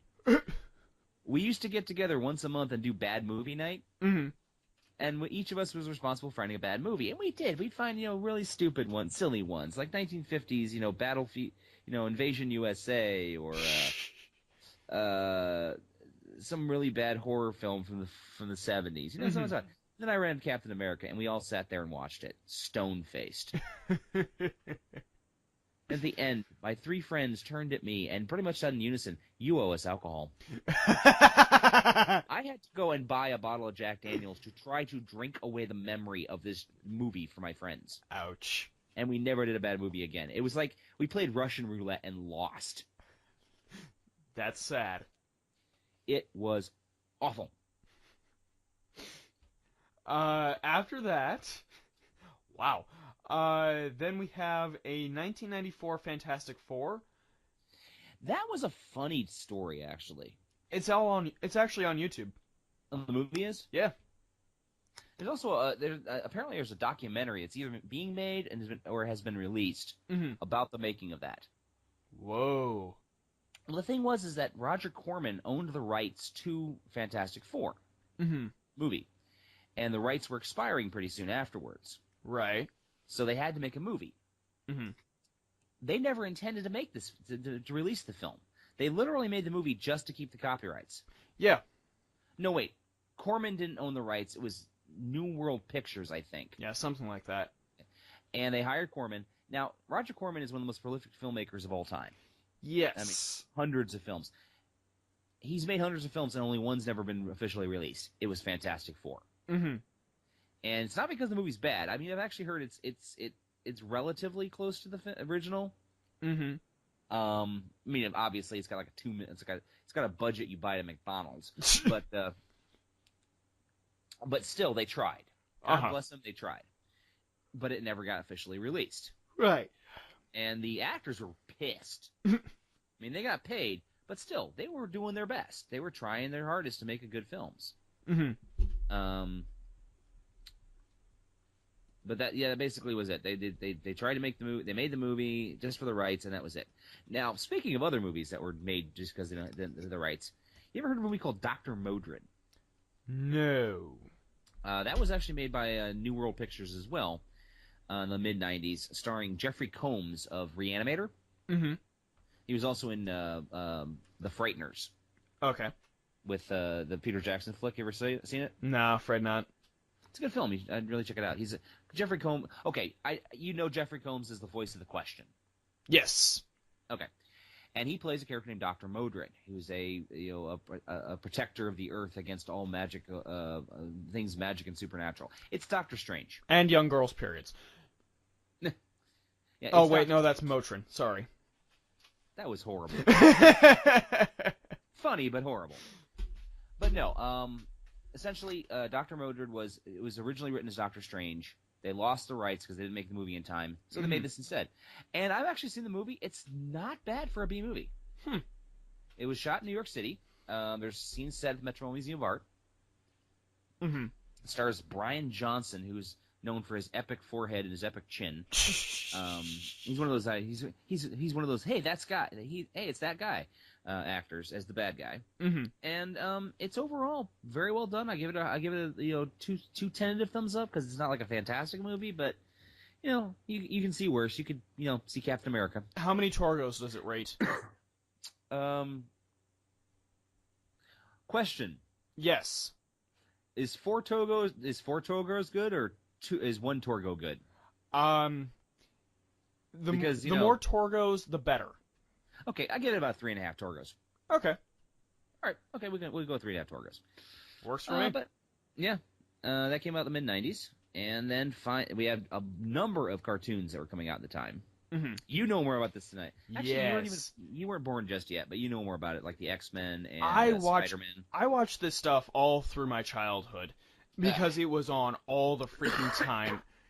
It's pretty much the precursor to all of the Batman the Animated Series stuff that we would eventually get. Mm-hmm. We have X-Men, we have Fantastic Four, we have Iron Man, we have Spider-Man, we have the Incredible Hulk. Again, we have the Silver Surfer. Voiced by Lou Ferrigno. Sorry, what? Voiced by Lou Ferrigno. Yes, I think. Yeah, Lou Ferrigno was the voice of the Incredible Hulk. Okay. And they also had the She-Hulk come in, which was pretty cool. Mm-hmm. And it just kept on going. Mm-hmm. Some of them are really short. Like the Iron Man series did not last long. No, I watched a couple episodes of that, and it really wasn't that good. No, it really wasn't. Though I did like this one scene I saw that was rather hilarious. Mm-hmm. The Mandarin is the main bad guy in the series. Yes. He of the numerous rings, and he finally broken it. He invaded Tony Stark's tower and gotten into the Hall of Armor. Mm-hmm. And it was basically was controlling them all, getting ready to destroy Tony Stark, who was wearing no armor at the time. He's like, "Finally, Stark, I have control of all your armor."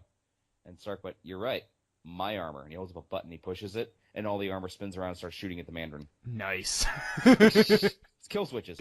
But yeah, I remember that. And there was a Fantastic Four series. Mm-hmm. The X-Men series is very, very well remembered by anybody you ask about it. Okay. I mean, it has that classic by Joe Perry of Aerosmith. Really? Yeah. Okay, that I didn't know. Or wait, was that it? Or I know Joe Perry was involved in something. Maybe he did the Spider-Man soundtrack. He did the Spider-Man theme song. That might be, because I also really liked the Spider-Man series. I would actually get up really, really early in the mornings to watch that show. Okay. It's also where I got my first taste of Daredevil. Oh, yeah. I did like the Spider-Man one because they actually had the Punisher on it and didn't really water him down. Yeah, they were very faithful to it. They also did Michael Morbius as a character. They did several episodes with Blade. They did the Secret Wars. Yeah. Which always cracked me up because I remember seeing a scene of that where Spidey was swinging across the alien landscape, and there was no buildings or bluffs or anything for him to swing across. So he's basically just shooting his ropes off screen and swinging on that. I'm like, this doesn't make any goddamn sense whatsoever. I mean, they even did an episode with Doctor Strange. Yeah, that was actually the action figure I had when I was talking about earlier. Oh, no kidding. It was the Spider-Man toys from the mid-'90s, And that was the Doctor Strange I had. Nice. But yeah, it's just an enjoyable series. Very faithful to the comics. There's nothing about it that is not good. Okay. I can't really say much. I never really watched a lot of it. I never was a huge fan of the animation style, but by that point, the DC animated universe was already in place. Oh yeah, and I was so in lust with that by that point. Yeah, the DC stuff was already just incredibly awesome. So it was one of those, I can watch this, which is very faithful to the comics, but not very well animated, or I can watch fucking Batman the Animated Series. Right. It's not very much of a toss-up here. No. So then I'm gonna skip over some of the stuff they did, like Nightman, because it really did not involve Marvel at the time. Yeah. That was imprints they bought. Let's go ahead and talk about Blade. I mean, what else do we have to cover in the 90s? I guess we can mention Men in Black, but that was another imprint thing. That was from it's Malibu Comics. Yeah. Actually, it was Aircell that was purchased by Malibu, and then Malibu was purchased by Marvel. Yeah, but in the credits for Men in Black, it actually does say based on a series by Marvel Comics. Right. Technically, it was owned by Marvel, but it wasn't actually published by Marvel. Yeah. It's been mentioned. Yeah. Actually, I used to have the first comic of that, actually. No kidding. Black and white comic. Yeah, I think I still got it digging around somewhere. Cool. But yeah, from there, I guess we go back to movies, because Blade. Yeah, 1998, Blade. Great movie.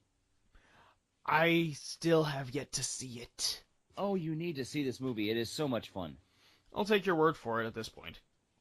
Basically, it's personally, a lot of people say, "Oh, The Matrix changed movie making." Mm-hmm.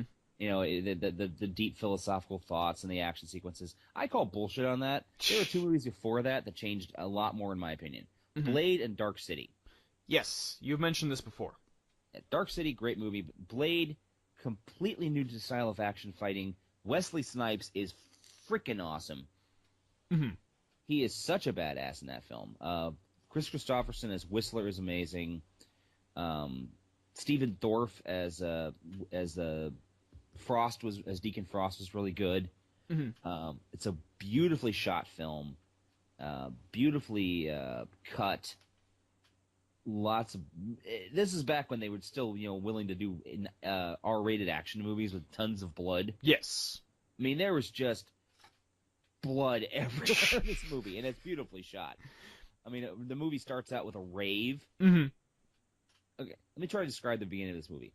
You've got Tracy Lords picking up this guy, taking him to a slaughterhouse, to like a meat market, mm-hmm. to a secret rave. Turns out everyone in the rave is a vampire.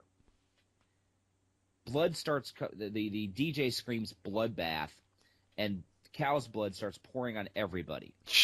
And they're still dancing and screaming, and the poor dude is just freaking out because he's totally fucked up. He's about to become lunch. Mm-hmm. He's about to become an hors d'oeuvre. And then the blood cuts out, and you see Blade. You see his feet. First off, surrounded by pristine white tile. He's so cool, the blood won't even touch him. And the vampires are whispering, "It's Blade, man. It's the Daywalker." They're all like freaking out, and he's just standing there in his black coat, just looking at him. I mean, he is the epitome of cool in this movie. He is like a throwback to the Shaft. And then he just does this opening sequence fight scene, which is just blew me back in my chair. It was so well done. I think after this episode, I'll either finish watching Doctor Strange or I'll go track down Blade. I definitely recommend Blade. Blade 2 was good too. That was one of Guillermo del Toro's first movies. Mm-hmm. But even he will admit there's parts of that movie that are shit. Especially the CGI. He's like, I had to do CGI and I hated it. But no, Blade, great film. There is a funny story. During the filming, one of the characters that I can't remember the guy's name, but basically he's the character gets immolated. He gets burned. Right. Blade sets him on fire. And he comes back to life and runs out of the hospital. Mm-hmm. So they got him coated in all this burn makeup. Right. And in one of the scenes when he's running out of the hospital, he runs into a door frame by accident, and aggravated an old motorcycle injury. Oh God. He dislocates his arm. Ah. So they have to take him to the hospital. They take him to a real hospital Right. in the full burn makeup. Oh no. So they burn him in the emergency room, and he's like clutching his arm. The nurse on duty took one look at him, and fainted. And they had to explain that no, he's not actually burned. This is makeup. He dislocated his arm. We just need to pop it back into place.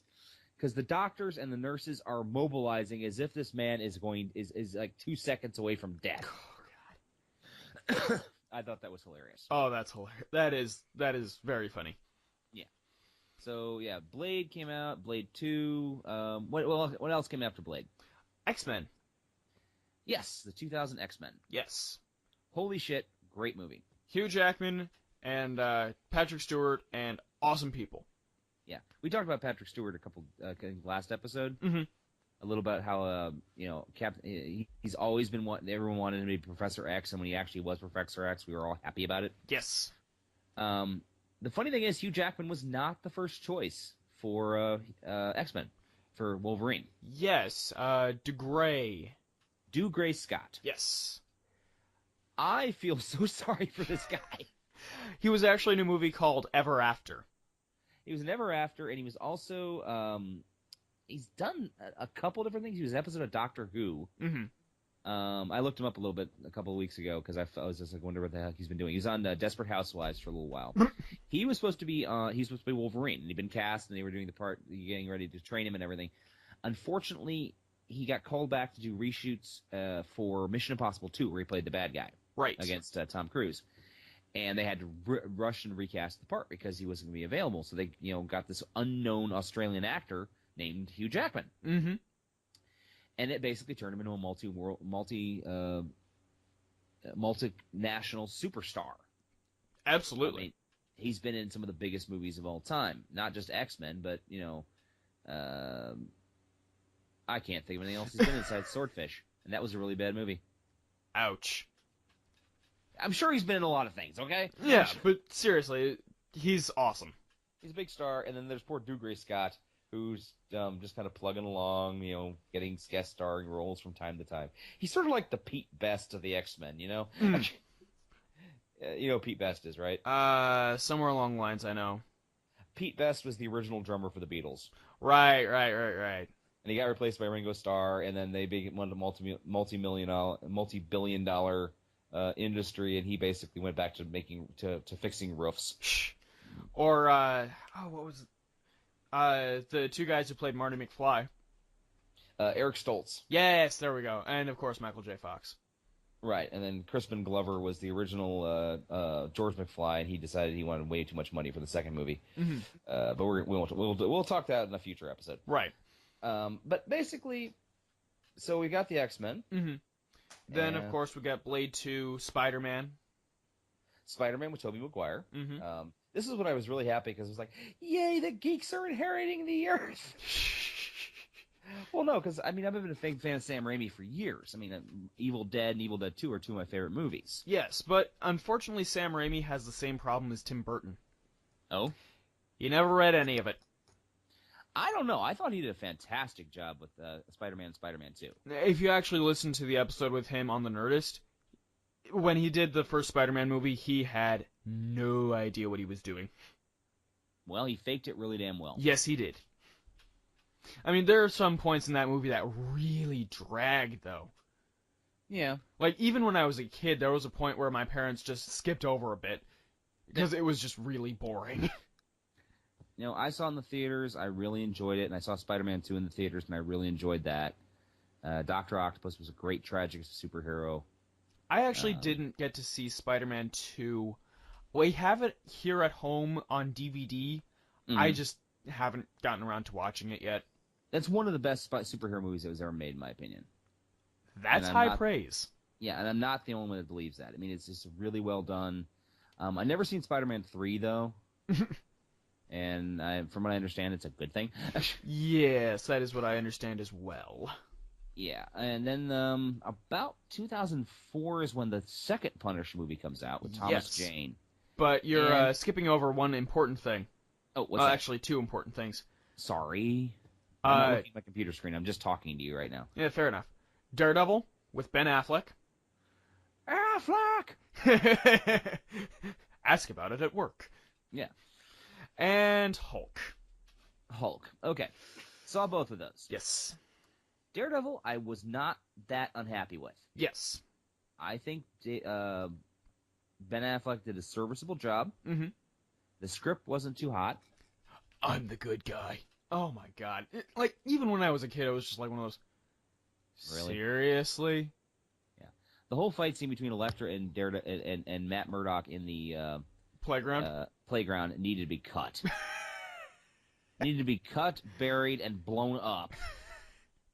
I don't know. In that situation, I looked at it more as you have two fighters who do each other the honor of showing each other's skills. Yeah, but it's like, gee, he's blind and kicking my ass. I wonder who he could possibly be. Yeah. I mean, that's the problem. At this point we didn't have even the inkling of an integrated universe. Right. So, I mean, really, having Daredevil and Elektra in the same movie was already kind of a coup. Mm-hmm. But Joe Palantano playing Ben Urich did a very good job. I enjoyed him. Mm-hmm. Kevin Smith did a cameo in that. In the director's cut, which is the far superior version. I thought he was in the original too. He was the mortuary attendant. Yeah, he was the mortician, yeah. Yeah, so he was actually in the original cut too. Oh, okay. Yeah, he's in both the director's cut and the original cut. And Frank Miller actually had a cameo as a dead priest. Yeah, I've actually only seen the director's cut, so it's one of those situations of, yes. I gave you the other cut, though. Yes. So you need to sit down and watch it sometime. Yep. And Hulk. Colin Farrell, not so much of a good actor. Sorry. Horrible in that movie. Bullseye is awful. And then there was the Hulk, yes. Make it die, make it die, make it die, make it die. I remember seeing it, and I was like, this is bad. This is really bad. This is horrible. What's going on? I actually didn't see it. I walked in on the last, 20 minutes of it, and holy cow, it's the Incredible Shrinking Man. I have since seen other segments of the movie, and it looks fake as shit.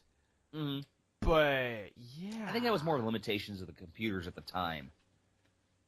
Now, the Hulk has gotten a lot better since then. Terminator 2. What do you mean? The melting Terminator thing. I haven't actually seen the movie, but... Okay, they use the CGI very sparingly in Terminator 2. Believe it or not, a lot of those are puppets. Still, though... It's a lot of practical effects.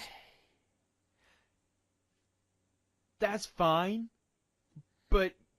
Yeah, the problem is that 2003 was about the time when Hollywood was really starting to fall in love with computer animation. To the point where it was getting ridiculous, sort of like Peter Jackson fell in love with CGI making The Lord of the Rings. Yeah. And it got more and more hokey looking as the time went on. That's why the Hobbits movies look so bad. But anyway, no, the Hulk, Eric Bana did a serviceable job as Bruce Banner, has gone on to a relatively distinguished career. He's a good actor. Yeah, he played Nero in Star Trek. Played Nero in Star Trek. He was in Munich with Steven Spielberg. He was in Troy, where he kicked as the brother of Orlando Bloom. And, he's had a good career. He's still out there doing shit, which is, gay for him. Okay, Punisher. Yes. I wanted to love this movie. I really wanted to love this movie. You didn't love this movie. I didn't. It had some good parts. I mean, I love the fact that their portion's based on Welcome Back, Frank. Even though they didn't use some of my favorite moments from Welcome Back, Frank, which is, by the way, it's a comic book series within the Punisher universe. But I like to use the fact they used Spacker Joe and Mr. Bumpo and Mouse, who was the nickname of the waitress. But the problem is they shot the movie in Tampa. Yeah. You can't shoot a Punisher movie in Tampa. It's too bright. It's a mortal sin. Yeah, and also the Punisher, as Thomas Jane played the Punisher, as the script goes, he was a little too clever. He was basically playing Howard Saint, the bad guy, against his wife and his personal assistant by using a fire hydrant. Huh. Yeah, it's just basically getting this poor guy. The personal assistant was getting parking tickets, which were used later to verify where he was actually at. So basically, got Howard Saint to believe that the personal assistant and his wife were having an affair, even though it wasn't possible because the personal assistant was gay. But it had moments of brilliance. But pissed me off. And Thomas Jane is even gone and done a fan film on his own as the Punisher, called Dirty Laundry, and he's fucking awesome. And I need to track that down because I haven't been able to yet. With the Punisher or Dirty Laundry? Dirty Laundry. It's online. Yeah, I know. Okay, but no, he does a really good job. I mean, he would have been a fantastic Punisher if they'd written the part right. Before we get too far down the road, there are a few more animated series that I need to talk about real quick. Okay. And it's really just 3 of them. Okay. X-Men Evolution. Okay. Which I love to death. It's a return to form with these are all teenagers as the X-Men. Right. Which, especially then, was important. Right. Now, it does a little more high school stuff with it, but at the time it was fine. And I've seen the entire show. I really like it. Remember, Kitty Pryde was a big character in that one. Kitty Pryde was a big character in that one. We actually gave a crap about Nightcrawler for the first time. Hey, I always give crap about Nightcrawler. In the animated series... Good point. Yeah. We didn't have Jubilee, so we had no reference to, does a mall rat like chili fries? Yeah. But yeah, X-Men Evolution is a fantastic series, and everybody should watch it. Okay. I think it's still on Netflix. All right. Spectacular Spider-Man, which was 2008 to 2010. Yeah, that was with Neil Patrick Harris as the voice of Spider-Man, right? It might have been. I heard really good stuff about that. Yeah. And that was, again, another return to form with the character coming back to high school. Right. It was really well done. Right.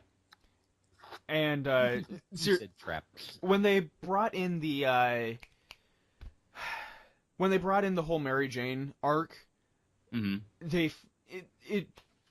they had the iconic "looks like you just hit the jackpot, Tiger." It was perfect. I actually screamed and danced, and it was awesome. And let's see. Oh yeah, the one that I want whoever thought this was a good idea to die a fiery death. Is this a superhero squad? No. Iron Man Armored Adventures. Oh God! Wasn't there like another like a really short-lived Avengers cartoon too? There's because like Hawkeye was involved in it and Tigra because they couldn't get the rights to the big Avengers because they were tied up in other movies. Yeah. Iron Man Armored Adventures sucks. Badly. Okay. Very badly. Can you give me an example why it sucks so badly? Let's just say Tony Stark is never supposed to be a teenager. Ever. Wait, he's a teenager? Yes. That's pretty bad. Yes. Wow. It's very bad. Yeah. This gets... Let's see. On the Torgo scale, this gets like half a Torgo. It gets like Torgo's legs.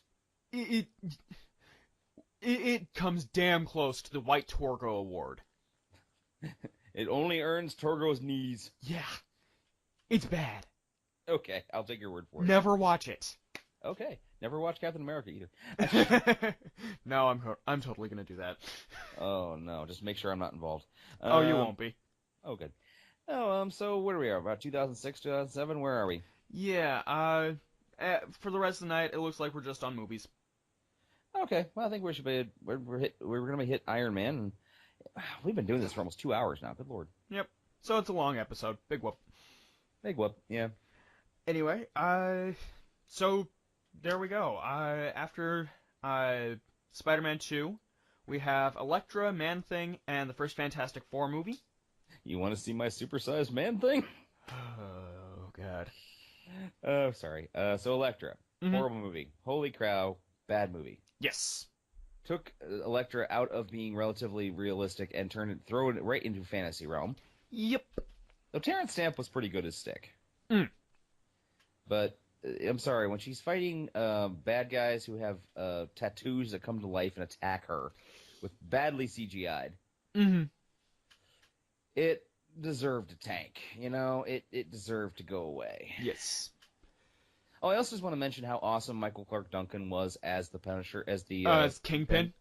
Yeah. Yeah. He did a very good job.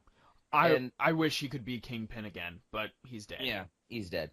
I must admit, the scene where Daredevil breaks both his knees, Mm-hmm. and then he falls onto the glass, I winced every time I see that scene. Yeah. You can feel the pain of having your kneecaps broken and then driven into ground glass. Mm-hmm. I mean, that fight scene at the end was very well done. Oh, yeah. But, yeah. Elektra is not great. Nah, not at all. But this is about the time when Hollywood really started falling in love with movies, with superhero movies. Yes. We get Fantastic Four now. Do we have to? Yeah. It was okay. I never saw it. Never wanted to. I've never had any need to see any Fantastic Four movies. Don't get me wrong. I always kind of liked the Fantastic Four. Mm-hmm. But they were never my superheroes, Yeah, well, the thing is I was that more of an X-Men guy. They held the Marvel Universe together for so long that, to be completely, no pun intended, they stretched themselves too far. Yeah. And so, after a while, Fantastic Four just gets hokey. It's laughable. It's silly. Mm-hmm. And really, I think that the 2005 Fantastic Four movie captures that. There are a bunch of people who live together in a house where they're still trying to figure out the upper limits of their powers. What happens when they stop acting and start becoming fantastic? Sorry, reference to the MTV's Real World. Yeah, 2005, you got Fantastic Four. Then you got Blade Trinity, which wasn't too good. Mm. That was David Goyer, who had written the first two Blade movies, decided, I want to make a movie. Yeah. And you discover why sometimes writers shouldn't be directors. Sort of like why Frank Miller should never be near a film camera ever again. Have I talked about my hatred of Spirit before? Yes, you have. Okay, I thought I had. Oh my god. But yeah, Frank Miller should never be near a film set or a film camera ever again. And then Sin City. Okay, Robert Rodriguez was involved with that. I was okay with that. Yeah, it's one of those... Shit! Alright, I'm gonna let it go. It's one of those situations where, Frank, here's your keeper. Alright, don't go past this line. Don't fucking go past this line, Frank! Here's a prostitute to go play with. Come on. Go write about her. Okay. Sorry. 2006 has X-Men: The Last Stand. Mm-hmm. Which I actually finally got a chance to see, I liked some of the parts. I thought that Colossus was pretty cool. Mm-hmm. I liked Iceman and Rogue's development. When I first saw it, I really liked the instant reference to Days of Future Past with the Sentinels. Right. But then you see the actual Days of Future Past movie and you're just like, oh, they tried. They really tried. What, the movie itself or the opening to Last Stand? The opening to Last Stand. Okay, because I haven't seen Days of Future Past, so I was actually going to track that down later this week and watch it. Oh, it's fantastic. Okay. Compared to X-Men Last Stand, Yeah. I find it. I was kind of saddened by the whole Mystique thing where she got turned into a normal human. Yeah. And then Magneto basically abandoned her because of that. But think about it this way: it never happened. Now. Yeah. Time travel. I hate paradoxes. Then we have Ghost Rider with Nicolas Cage. Spider-Man 3. Nah. And Fantastic Four: Rise of the Silver Surfer. 2007 was the year that everything hit the fan. Yeah. And that's about the time when Marvel Studios went, we've already sold these rights off. We've still got a couple we've kept in reserve. Maybe we should make our own movies. Yeah. So somehow they convinced a company. I think it was. I didn't even know which company it was. Might have been, yeah, Paramount. Yeah, I think. Paramount did Iron Man. Universal did Hulk. Right. And they convinced basically to set up the studios and make their own movies, and got Jon Favreau. Yeah, Jon Favreau to do Iron Man. Fun fact: Jon Favreau was Foggy Nelson in Daredevil. I was aware of this. Yes. I was going to mention that, but I never got around to it. And they got Robert Downey Jr. to play Tony Stark, and this was really the second part of his career, because he'd been steady working even after his fall from grace back in the late '90s, early 2000s. Right. When he went through a lot of drug problems. I mean, at one point he was actually found asleep in some guy's bed, in some kid's bed. Yeesh. Well, it wasn't because he was touching the kid. He was so stoned and out of his mind, he basically he broke into in the house and fell asleep. It's like, Mommy, there's a guy in my bed. But like I said, he wasn't touching the child or anything. He was just that stoned. Yeah. Actually, to this day, they still have to take out insurance on every movie he's involved in. Mm-hmm. So in case that he relapses, yeah, that the movie can still make the money, that the producers won't lose money. So, and then about 2009, you got the Thor movie by Kenneth Branagh. I mean, Marvel Studios was doing a good job. They were hiring smart people to make smart movies. Yep. Actually, that's more 2010. 2009 has X-Men Origins Wolverine. We're not going to talk about that movie. Okay. I'm sorry, that movie was dumb. Need I say Deadpool? Exactly. I mean, you've got Ryan Reynolds. You've got one of the guys with the best mouth in the business. Mm-hmm. And you sew it shut. Yeah. Not well thought out. Not well thought out at all. And just it was really bad. I mean, I'm sorry. It could have been a much better film. I mean, of course Ryan Reynolds went on to make the Green Lantern movie, which sucked. Yeah. So bad. Mm-hmm. I mean, my dad is very, very forgiving about movies. Like, so forgiving, it's a wonder we're related. Yeah. And he said that it was an okay movie. It's not an okay movie! At all! Sounds like my sister involving anything with Brendan Fraser. No, my sister has a big crush on Brendan Fraser, the actor. And so every once in a while she'll recommend me a movie. It's like, oh, you'll love this movie. Like, it's called Monkey Bone. You'll really enjoy it. You ever seen Monkey Bone? No. It's horrifyingly bad. And I'm watching it, and I'm sitting there. I'm like an hour into it. And one of my roommates come home, like, "What's going on, Dan?" I'm like, "I'm watching the worst movie I've ever seen in my life." Why don't you turn it off? Oh no, I'm committed. Oh wow. I got another hour to go. I'm just gonna drink myself into oblivion. And then later on, I'm like, "That movie was horrible. Why did you recommend it?" Because it had Brendan Fraser. But anyway, no. So got Kenneth Branagh and Chris Hemsworth and Tom Hiddleston, who originally had been trying out for the part of Thor. That would have been a much different film.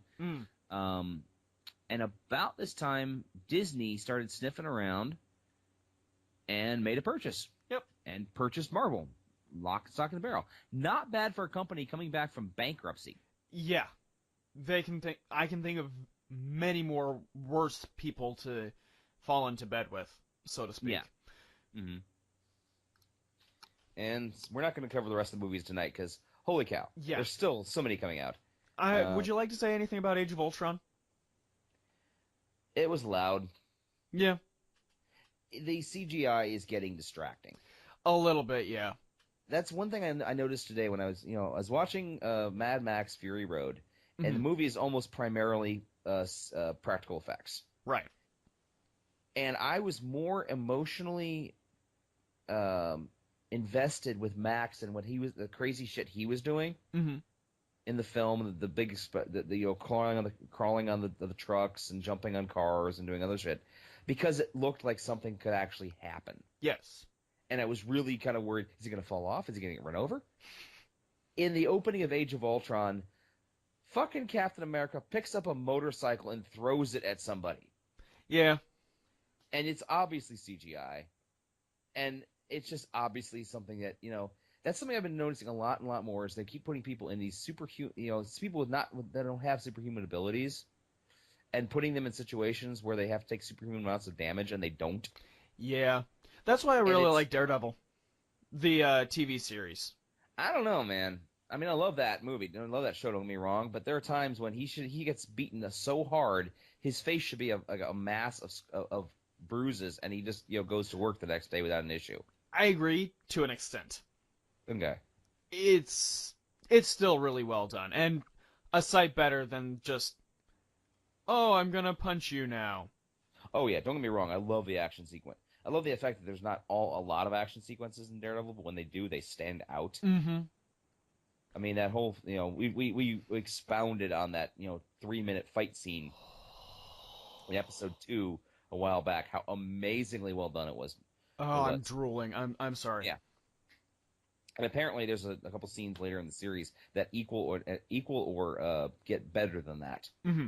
So I have to sit down and watch the series at some point. Yeah. But no. So Disney buys Marvel, and Marvel, and about this time is when DC tried to start, putting its tentative roots out because it had Batman Begins, The Dark Knight Rises, and we've talked about those. Since, yeah, we can do a history of DC movies later on. Yeah. But I was really, Superman was like the big movie, and then the Tim Burton Batman movies, and Marvel was doing crap like Captain America, and it's so completely switched around now. Mm-hmm. Marvel is doing some great shit. I cannot wait until they finally start doing some. Some people say, "Well, you're just why do are you too politically correct because you're tired of white men in the main characters?" It's not the fact I'm tired of white men in the main characters. Mm-hmm. I'm tired of the same shit. Yeah. Give me a black superhero. Give me an Asian superhero. That's one reason I like Big Hero 6 so much. Oh, yeah. They're a multicultural group, and they all bring something different to the table. Mm-hmm. And I really, really like that part. Plus, San Francisco is really fucking awesome, and I'd love to live there. Bring me Miss Marvel. Bring me a Muslim superhero. Bring me something different. Bring me Miles Morales. Bring me Miles Morales as Spider-Man. Bring me something new to the table. Tell me a story I've never seen before.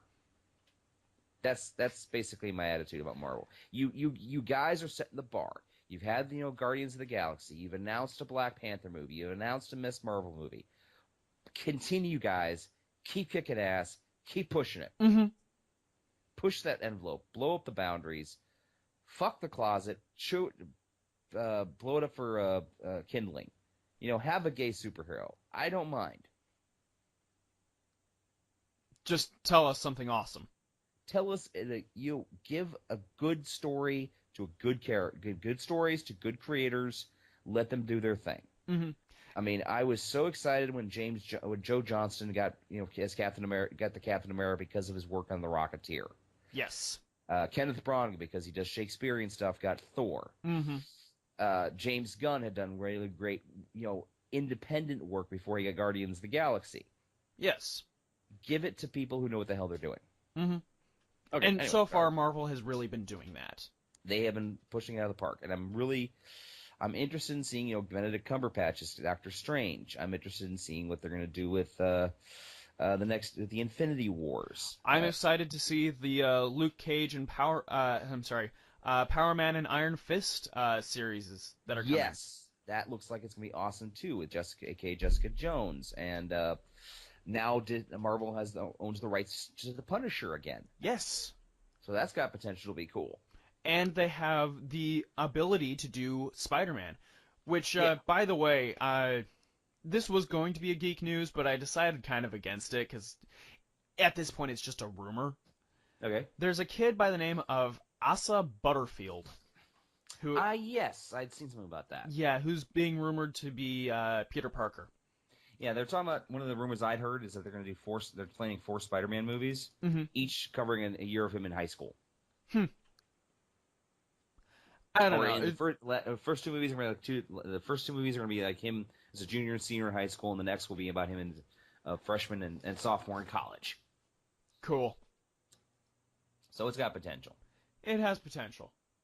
I don't want to report that as geek news though, because it's just a rumor. It's a rumor right now. Yeah, it's like Chris Pratt was like putting down shit about it. He's been rumored to Indiana Jones. Yeah. He's been rumored for this movie, that movie, and he's like, it's all bullshit until someone signs on the dotted line. Mm-hmm. So yeah, that is Marvel through the ages. We don't have Marvel. I don't think we should do a Thou Shalt Not at this point. Yeah, we've been doing this for quite a while. Yeah. Yeah, basically that was it. We can talk about after maybe at the end of the summer we can talk a little about after about the Ant-Man movie after it comes out. Mm-hmm. We can talk a little about the post 2008 Marvel movies. Yep. And maybe we can each pick a movie we haven't seen and take a look. Like I haven't seen Thor: The Dark World. I haven't seen. Well, for me, it's all the stuff that isn't Marvel Studios related that I haven't seen yet. I also haven't seen Captain America: The Winter Soldier. I am really behind. I swear. You are going to love Winter Soldier. Yeah, I'll give it a shot here pretty soon. I also want to see the Wolverine, and I've got to say Days of Future Past. So, I got a couple movies laid out for me to watch here pretty soon. I should watch The Amazing Spider-Man. Yeah, I think you should too. I'll do the same because I haven't seen it yet either. Yeah. All right, man. So, from all of us at the recording closet? No, not the recording closet this time. From the experiment room. Yes, so from all of us here at Radioactive Walrus Entertainment, the experiment room, and Dan's house. Hello. This has been This has been Late Night Taco Delivery. Thank you for calling. You may now place your order. Late Night Taco Delivery is performed by Daniel Gill and Jonathan Knoll, and was created by Daniel Gill. New Bizarre opening by Jonathan Knoll.